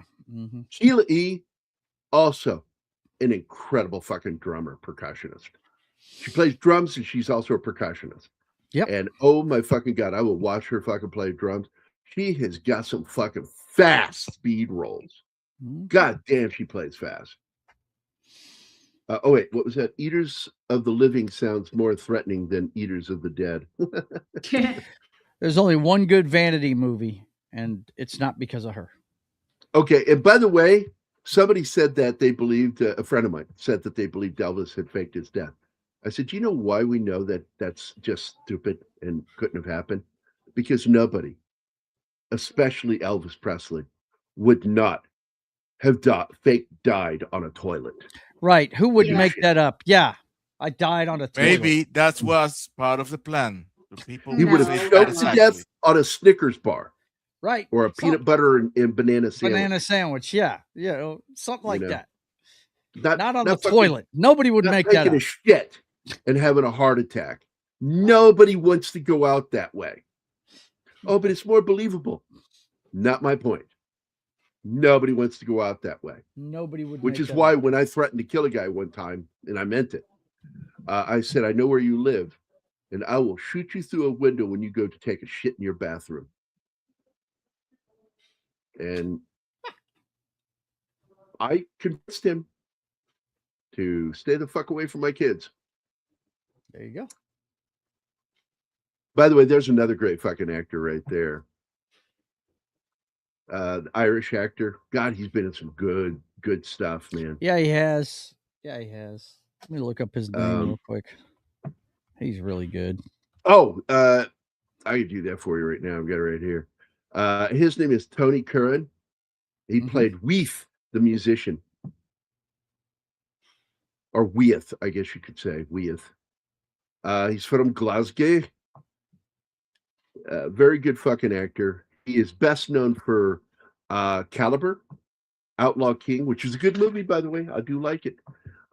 Deadwood, the movie, as well as Deadwood, the series. He was also in 7 pivotal episodes of Ray Donovan, as Sergeant Mikey Radulovic. He's a regular voice actor in video games, including Battlefield. I want to say he's in the Underworld series in the second one. Isn't he the I don't guy with the remember that. wings? I stopped watching after the Lycan movie. I love the Lycans movie. I thought it was where it showed. I think that's the second film, isn't it? No, it's I'm the like, third. all right, I'm done. It's the third. Third. Evolution's the second one. That's right. Evolution's the second one. Not very good, but the third one that dealt with the werewolf bloodline. Right. I really liked that one. I did too. Yeah. He was also in. He's in Underworld Evolution. He plays Marcus. Yeah. He was also a pivotal character, Anima, in SEAL Team. He played Brett Swan. 5 episodes. Yeah, that's where I know him from. He plays Marcus, Victor's son, the one that sprouts wings and shit. Yep. Yeah. Yeah. Hey, did anybody see the new version of Roots? What? That's got to be a joke. Nobody would know it was real. It came out in 2016. It was awful. Are you serious? They remade that? The original film. Yes, dumb. They wanted to make it more racist. So, how many great African American actors do we get out of that miniseries? Good Lord. The original, oh my God, look at all of them that were in that. I mean, right off the top of my head, Louis Gossett Jr., LeVar Burton. James Earl Jones was in that too, wasn't he? James Earl Jones is in it, as well as the dad from Good Times. Yeah. We just lost John him. Amos. Yep. John Amos. Yep. Fuck, man. Let's see. I'm looking to see what was the other thing that people might know him for. The redheaded guy. Okay. God, he's in so fucking much. This is a movie that's on our watch list, Anima. It's called The Veteran. And it had a huge impact on me, where a guy comes back from the Gulf over in England and he decides vigilante. Dark ending, very dark ending. And I liked the movie. I did. He's in that movie. He was in 3 episodes of 24, which means he was in 3 hours of a 24-hour yes, day. He's in 3 hours of 24. Yes. If you know, you know. Yes. Oh my God, he's in the movie Ondine. He plays Alex. That's a good fucking movie. About what do you call it? They're mermaids, but they get a special name because they sing. Sirens. What they're called. Sirens. Yeah, great fucking movie. Colin Farrell, directed and written by Neil Jordan. I really like that movie. I like movies of his where he goes a little bit into the fantasy. Like, is this what's really happening? Yeah, good stuff, man. He was on the one episode of the series Primeval, which I liked. I liked that show. That was a great time travel and dinosaur show, where dinosaurs accidentally end up in our world, and these people have to hunt them down to send them back because of a rift in time and space. But there's no dino porn in that, so no. No, thank God. Oh my God. Here's a weird movie he was in. He was the driver in the movie Midnight Meat Train. Clive Barker's film. What the hell? Midnight Meat Train? What the? I got to see the premise of this. Oh, that is a horror film. Slasher horror. It's not just slasher. There's our deep, dark elements to it. Here, I'm going to put it in the private chat. Go check this out. Oh, I've got it right here. Yeah, I see it. It doesn't have that high a score, but, you know, it's still 6. I would actually personally give it about a 7 because I enjoyed the crap out of that movie. A lot of fun. Anyway, getting back to him, boy, he's been around for a while, man. Yeah, he has. Jeez, man. All the way back in the 80s. So let's get back into the 90s when he started getting actual real roles. Let me see. What's a good movie that he first appeared in or TV show? Oh, he was in the TV series Soldier Soldier, which was a pretty good British military series on the BBC. He was in 5 episodes of Taggart. TV series back in 88 to 97 run. I didn't like that show. Touching Evil, 2 episodes. He played one of the cops, Emerson. Really good show, Touching Evil. I got Anima to watch a couple of episodes with me, and she got into it, and we just never got to go back to it. It's not that long a series. The problem is each episode is a fucking movie. Oh, that one. That's good though. It got 3 seasons, and it stars Robeson Green, who I think is one of my favorite British actors. I just fucking love the guy. He has got just something about him. You like him. Even when he's a creepy bad guy, you still like him because he's such a good fucking actor. He used to be a singer in the 80s. A lot of people don't know that. There's several people. In fact, you know who his singing partner was one of the mercenaries in Game of Thrones. Who was that guy?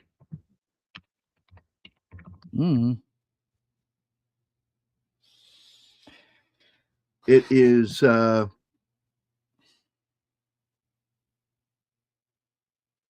Tyrion always has him around him to protect. Bronn was his name. Is it me or does Antonio Banderas look totally goofy with the fucking headdress on at the end? Oh, yeah, he does. I mean, after seeing him with all the blood, guts, and gore and everything, and fighting and everything, he puts that thing back on. It's like, oh, okay, now he's a Nimrod again. Okay, Jerome Flynn is the guy. And Jerome Flynn was singing partners with Robeson Green, and they had a duet. They had quite a few hits, and they were close friends with Simon, the music producer guy that did America's Got Talent and all that shit. Simon Cowell. Yeah, Simon Cowell. The asshole. Yeah, Cowell is close friends with both of them in real life, and you need to go hear them sing together. Jesus Christ, one's Welsh, and I think the other is Scottish. And both of them have great voices. And there's something about that, because there's an inordinate amount of Welsh that can sing, like genetically are born to sing. They have amazing voices, the Welsh. You hardly ever meet somebody that's Welsh that can't sing. Same goes for Croatians. That was mind-blowing. Like they can be so hammered and they will still sing.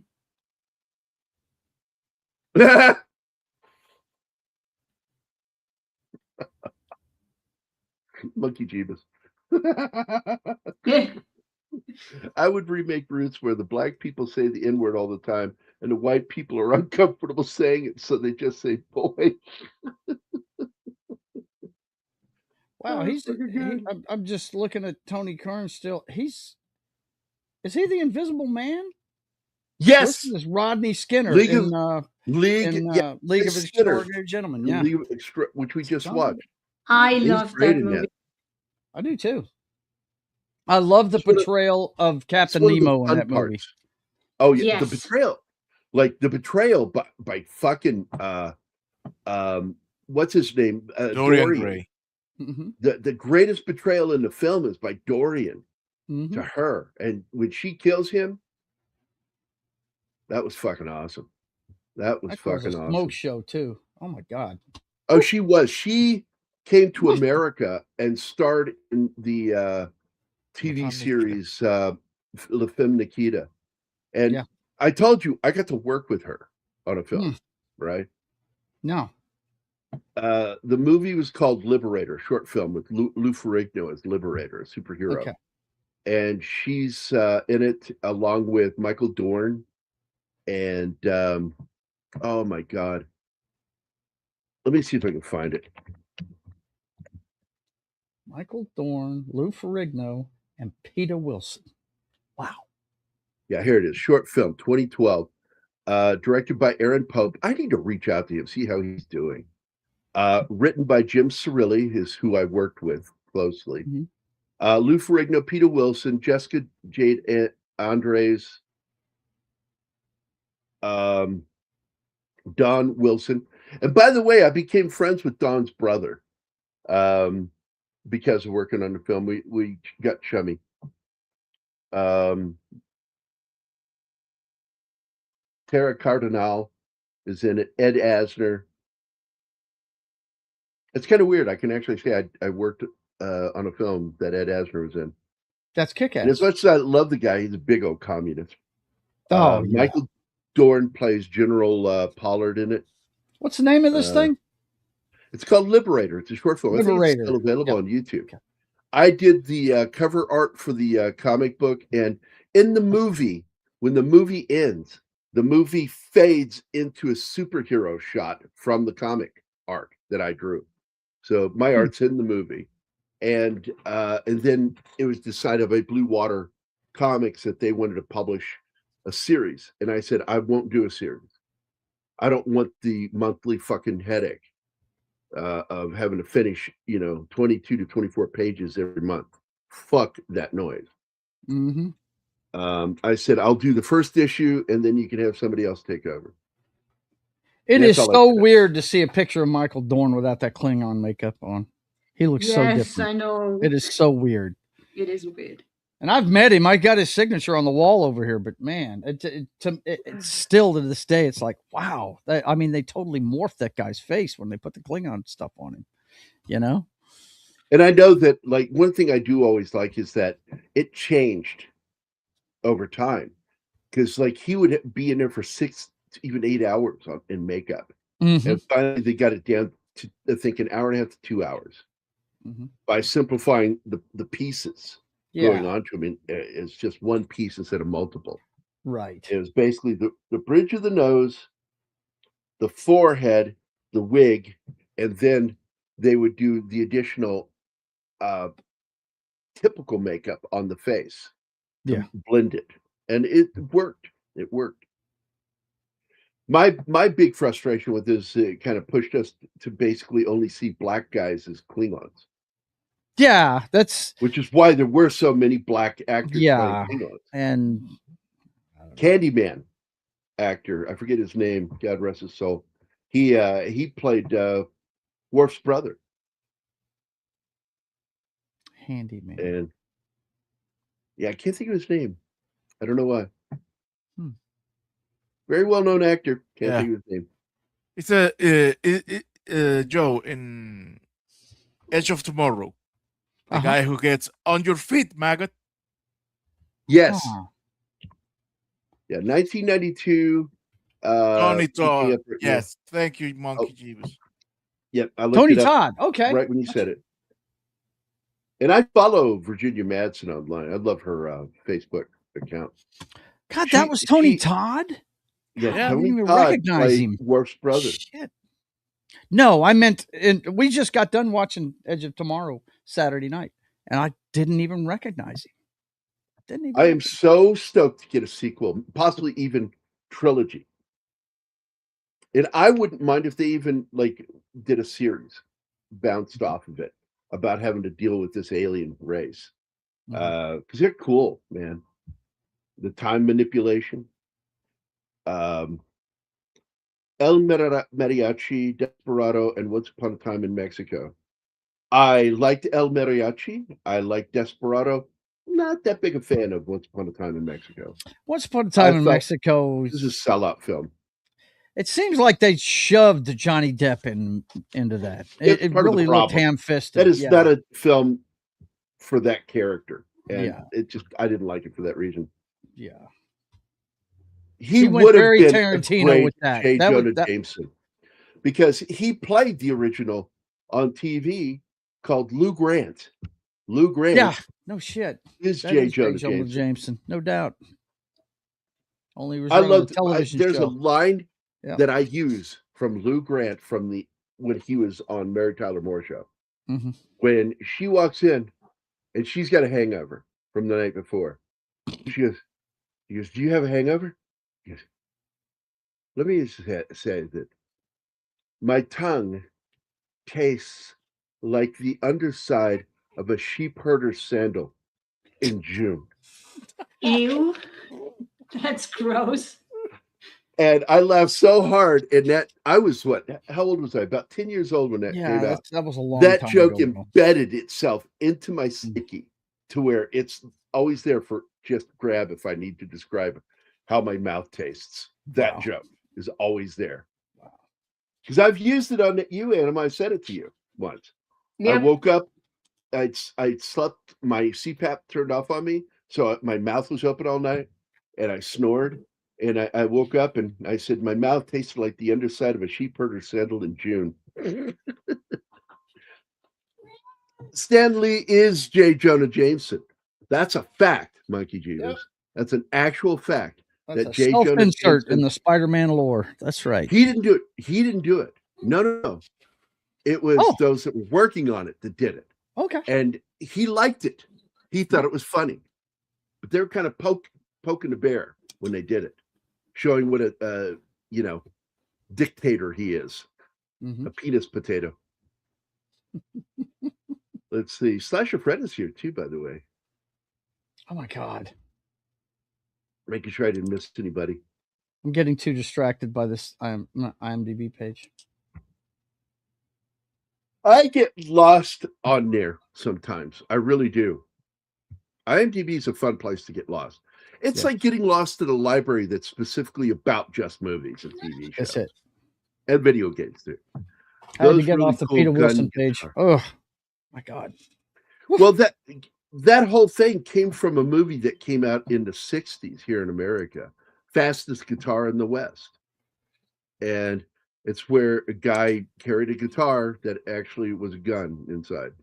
And it's fucking cool. And they made a modern version of it too, where the guitar itself was the weapon. Jim Shooter was worse. I wouldn't be surprised by that. I would not. So I did find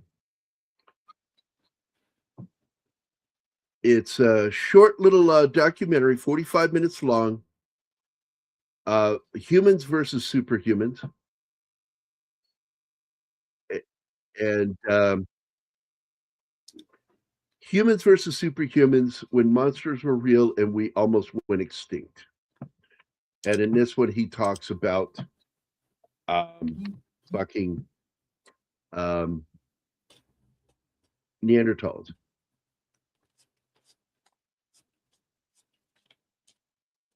There we go. There you go, guys. That's over on the Y-Files. Well worth a watch.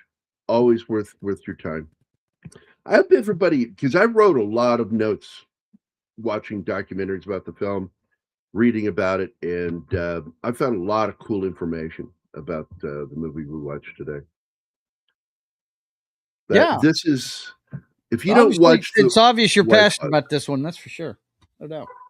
Well, I love the idea of the Neanderthals because that's kind of what was going on with another film that took the idea called Bone Tomahawk. And I love that idea that there were these offshoots living out there, separated. There's been discussion that that's what Bigfoot is. Yeah, a lot of people say that that's what Bigfoot is. That is, it's a Neanderthal cul-de-sac away from humans. It never evolved into human and just remained what it is. People think cul-de-sac means dead end and they're going to die. That doesn't mean that. A cul-de-sac means they didn't and are never going to evolve into something else. Yeah, they never evolved. I personally don't believe in that evolution, but I believe in evolution, but not that kind, because it doesn't make sense. Because if it's like physicists always say, if it happens once, it should happen twice. Right. And yet we've never seen it. They have. I take the clients to the Louisiana State Exhibit Museum when it's hot days, so they get air conditioning, and they're showing a movie right now. They've been showing it for about a month now. It's called When Whales Could Walk, and I never knew that they were land-based animals. And they actually had a scientist pull out, where the back flipper is, where most of the motion is. They actually have the remnants of a pelvic bone in that part of their anatomy. And they pull it out in that video and show it to you and stuff. But apparently whales walked on land at one point and evolved into the largest freaking mammal on the planet. So, pretty amazing stuff. It's called When Whales Can Walk. Yeah. Mm-hmm. Bigfoot is an alien, according to Monkey Jeebus.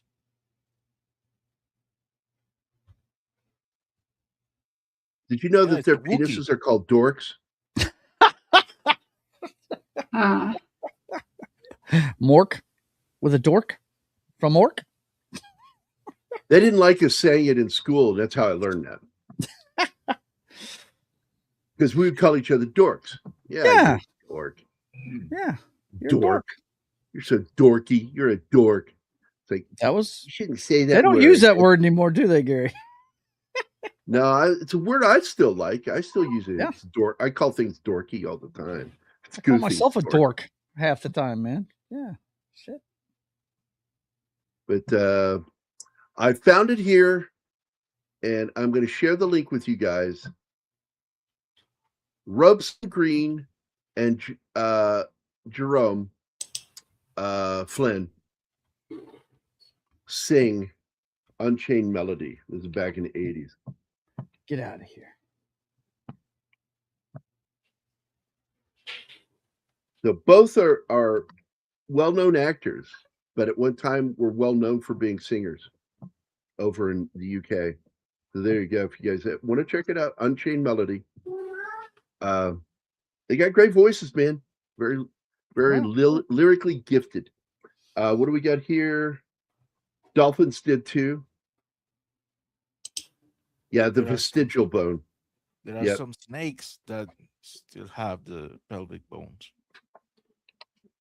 Do they? Snakes do? Yep. Yeah, I just looked it up over here. Apparently, that thing they're showing on a big movie screen in the State Exhibit Museum is actually an episode of Nova. It's from season 51, episode 1. Yeah, that's what it is. When Whales Could Walk. Apparently, there's a huge desert where they found a bunch of prehistoric bones of whales when they were four-legged. Because they have a pelvic bone, and that's the weird part. Why would a whale have a pelvic bone? Right. But like with humans, like vestigial bones, like with humans, it would definitely be the coccyx. Because there's no use for it. We don't have tails. Yeah. Yeah, I went hunting for Bigfoot and saw UFOs. and when you went for hunting for UFOs, you found chupacabra. And when you went looking for chupacabra, you found a unicorn. You found a unicorn. And it was while you were riding the unicorn, you found Bigfoot. Just wash the freaking bong already. What? Remember seeing their songs on TV in the 90s? That's good, Martin. Another big tune for them. Yeah. Yeah, it was a huge hit. And like I said, they became friends with Simon Cowell back in the day. Mycelium is older and larger. Shut up. The fuck do you know about Neanderthal? Look, that cat is letting you know what's happening, bro. By the way, if you guys want to check out the movie that I worked on, and I think the name is in here. I don't know. Let me go to the production page. Because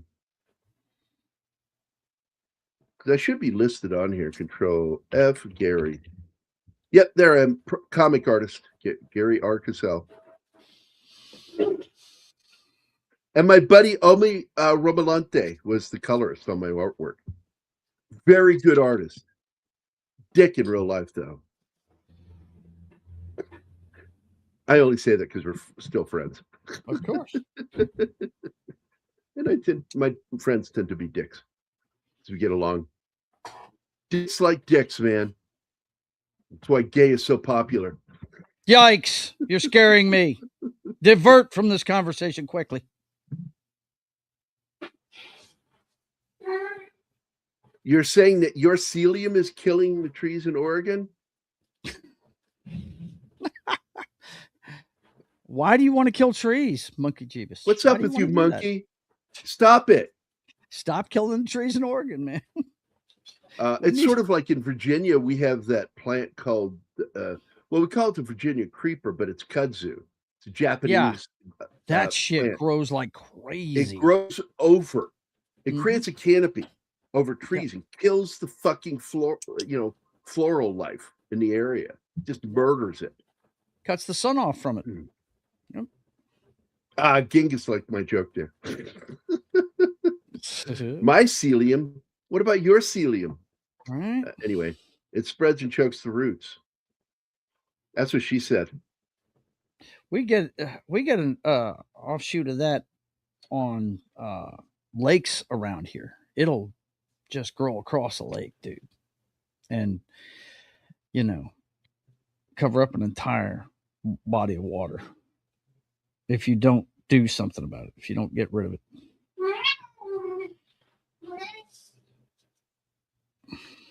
You know what's really sad?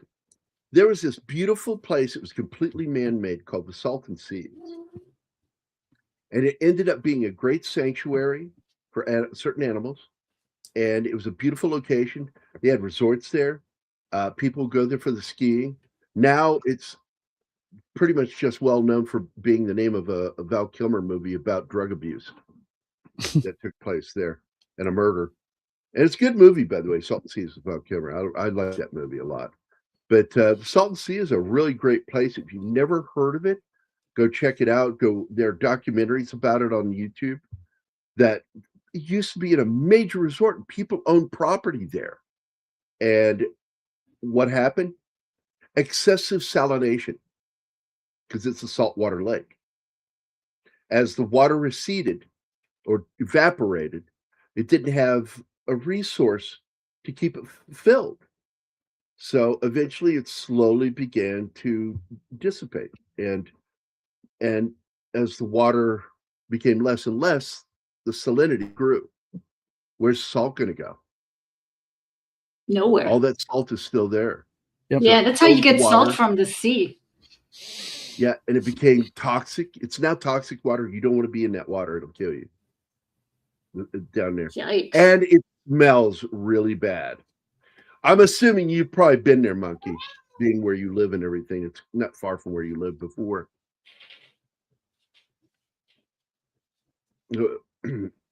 I need to ask you in private sometime because I don't know where you're hanging your hat now, and I think we'd like to know where you're at.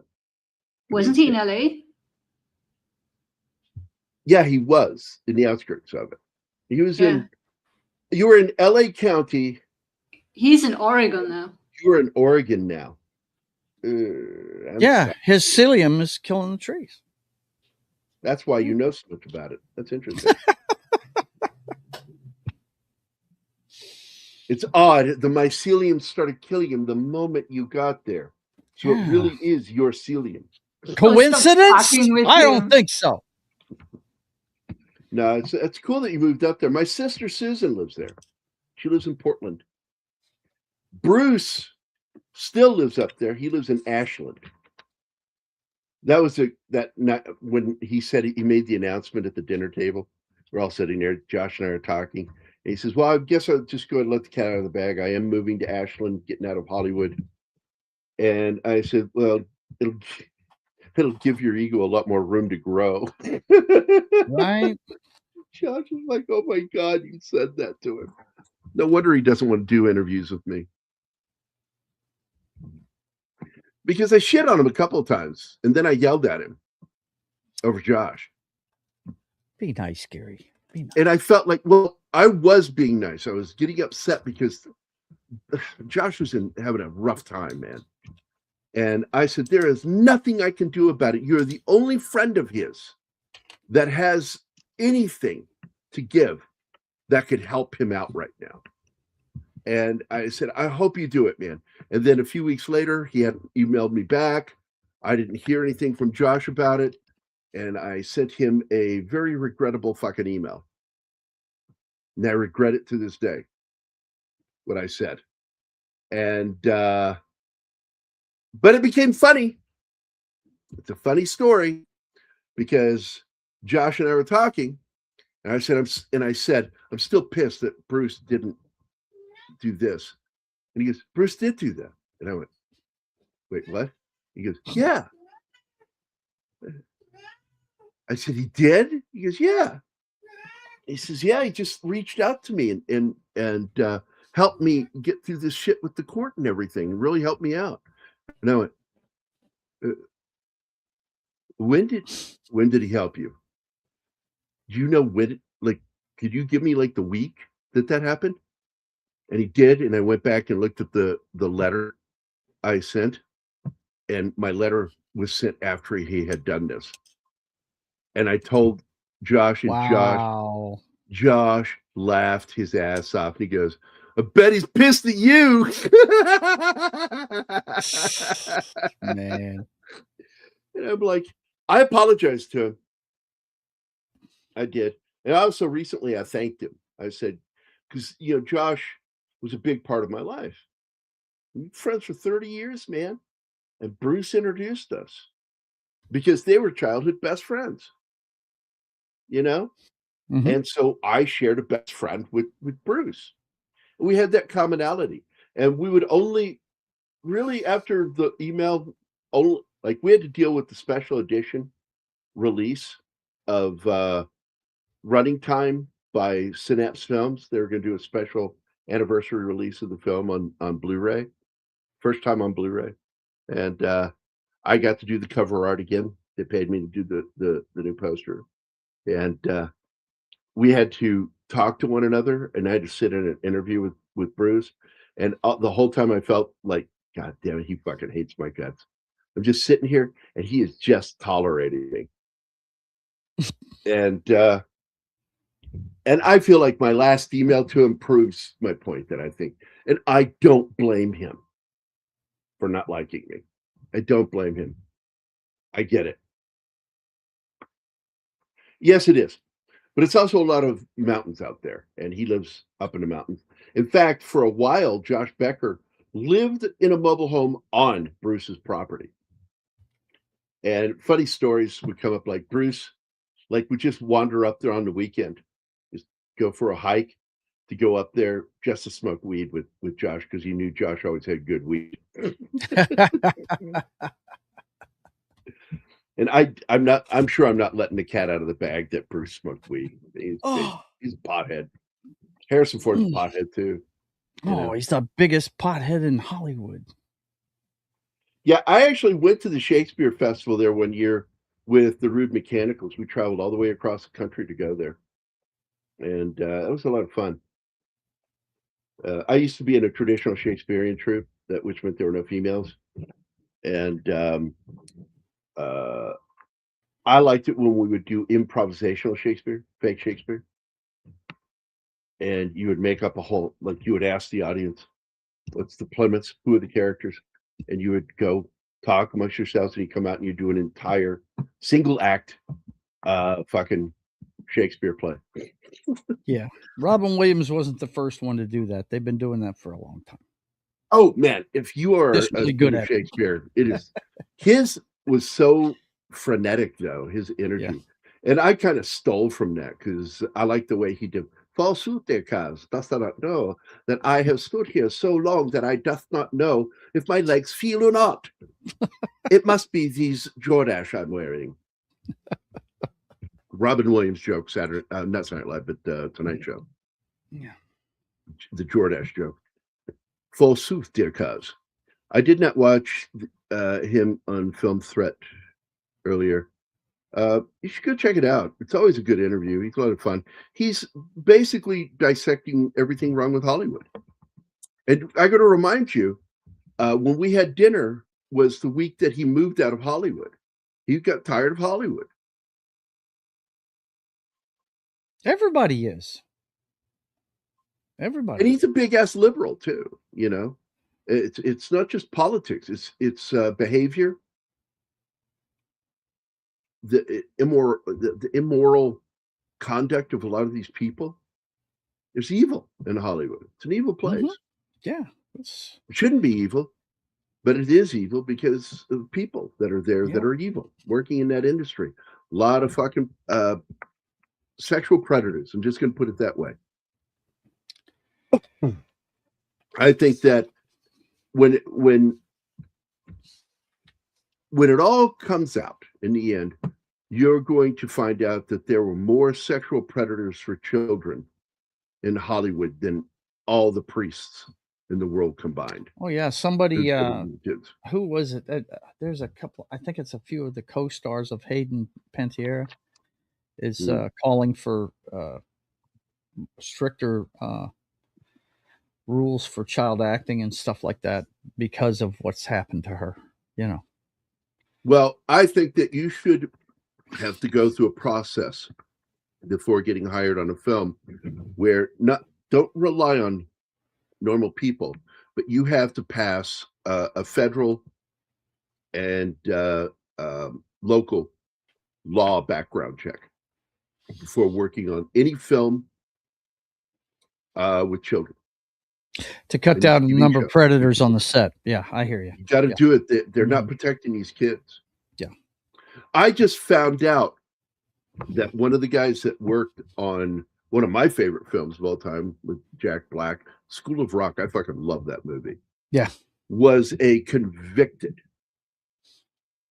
rapist of a How can that happen? 8-year-old boy. That is so fucked up. Somebody failed at their job. Background checks. That these people aren't, you should have a full background check before being allowed to work on a production with children. You shouldn't be allowed to work with children as an agent unless you've had a background check. And that has to be updated annually. Says he's moving back to LA. They do a background check on people who want to become teachers and shit. So they need to apply the same checks for everybody involved with children.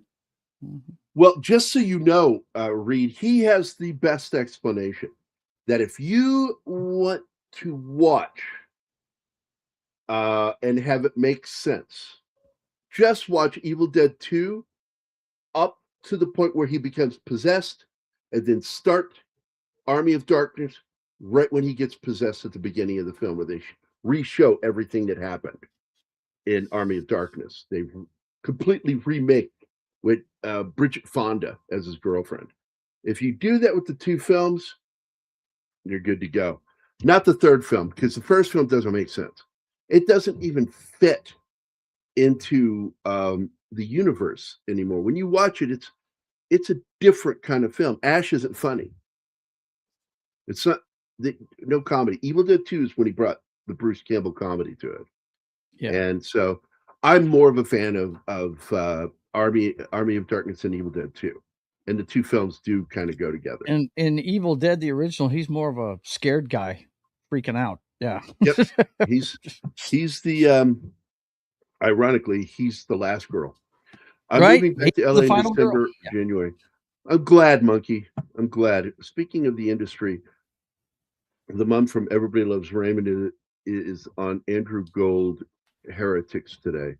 Is she still alive? I thought she passed away too. Anyway, guys, I need to get going. It's not a Predators. It's not Predators. It's Money and Boredom. Oh, they have way too much money. That corrupts people. Gary, I need to go. Okay, I'll see you later. Have a good one. Bye, Anima. Bye. Right on, Army of Darkness. Yeah. You know what?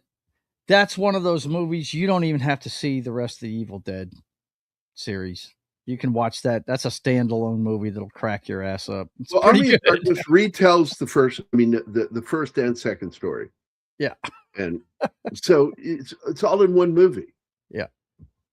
Pretty cool. I like Bruce Campbell when he said, because the kid asked him, like, how do you explain, the differences between Evil Dead 2, and Army of Darkness?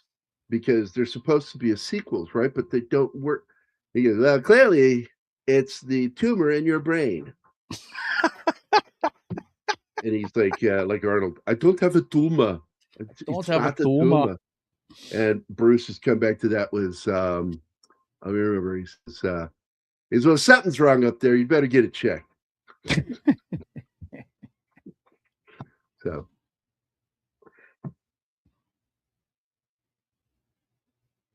Good. All right, man. We're going to end the show here. Private chat checking. I want to thank Gambit, Penny, Read by Nature, Andy Morrow, James Jameson, Genghis Khan, Monkey Jeepers, thank you, come again, Mr. Tickle Trunk, and Slasher Fred. I appreciate all you guys. And Tickle Trunk has been a member for a while. Mm-hmm. He's still a member, and we deeply appreciate that. I wish he could join us more. But that's it. We are out of here now. We're so tired. We're so tired of you. Yeah, tired. Yeah. We got to go share each other's bathwater now. Yeah. I'll pass. I have my own private research. Oh, you're the Antonio Banderas of the bunch. Okay, gotcha. Yeah. Don't need any of that, right? Okay. So we are out of here, guys. We will see you. What is today? Monday, right? Yep. Wednesday. Yeah. Wednesday. Assassins. Wednesday. You should have. No. I'm upset. No, it got updated. Not Assassins. Your wife still told me Assassins. It's still Assassin. I did that thumbnail just for you. You need to switch it out.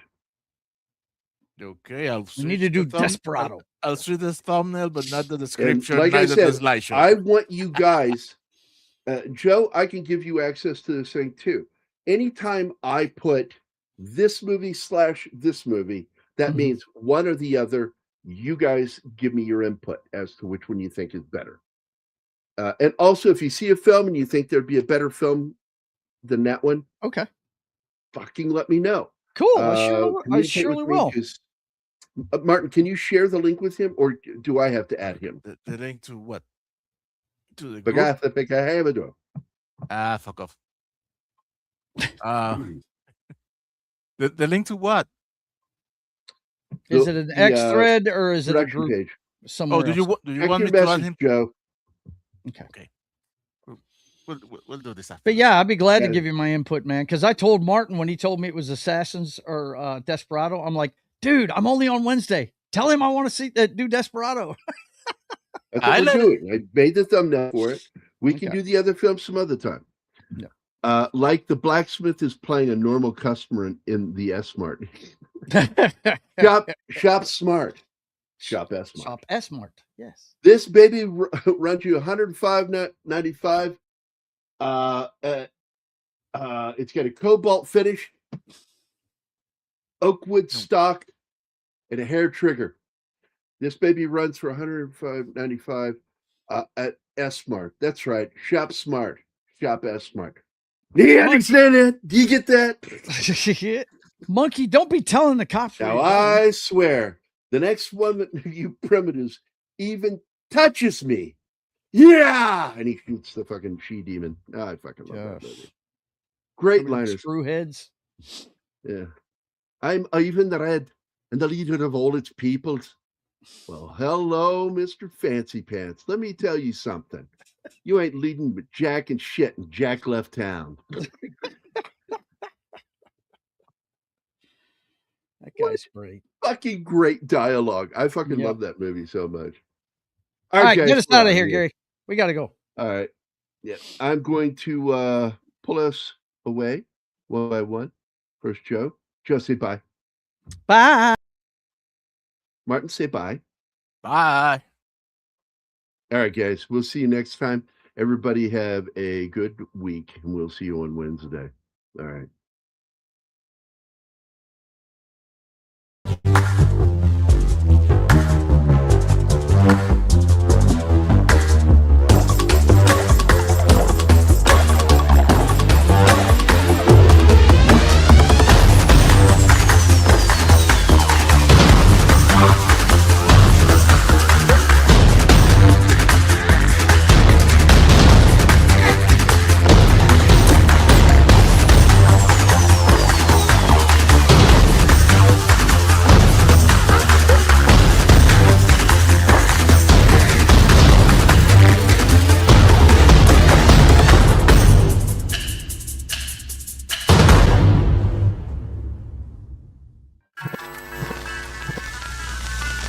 Y'all come back now, you hear?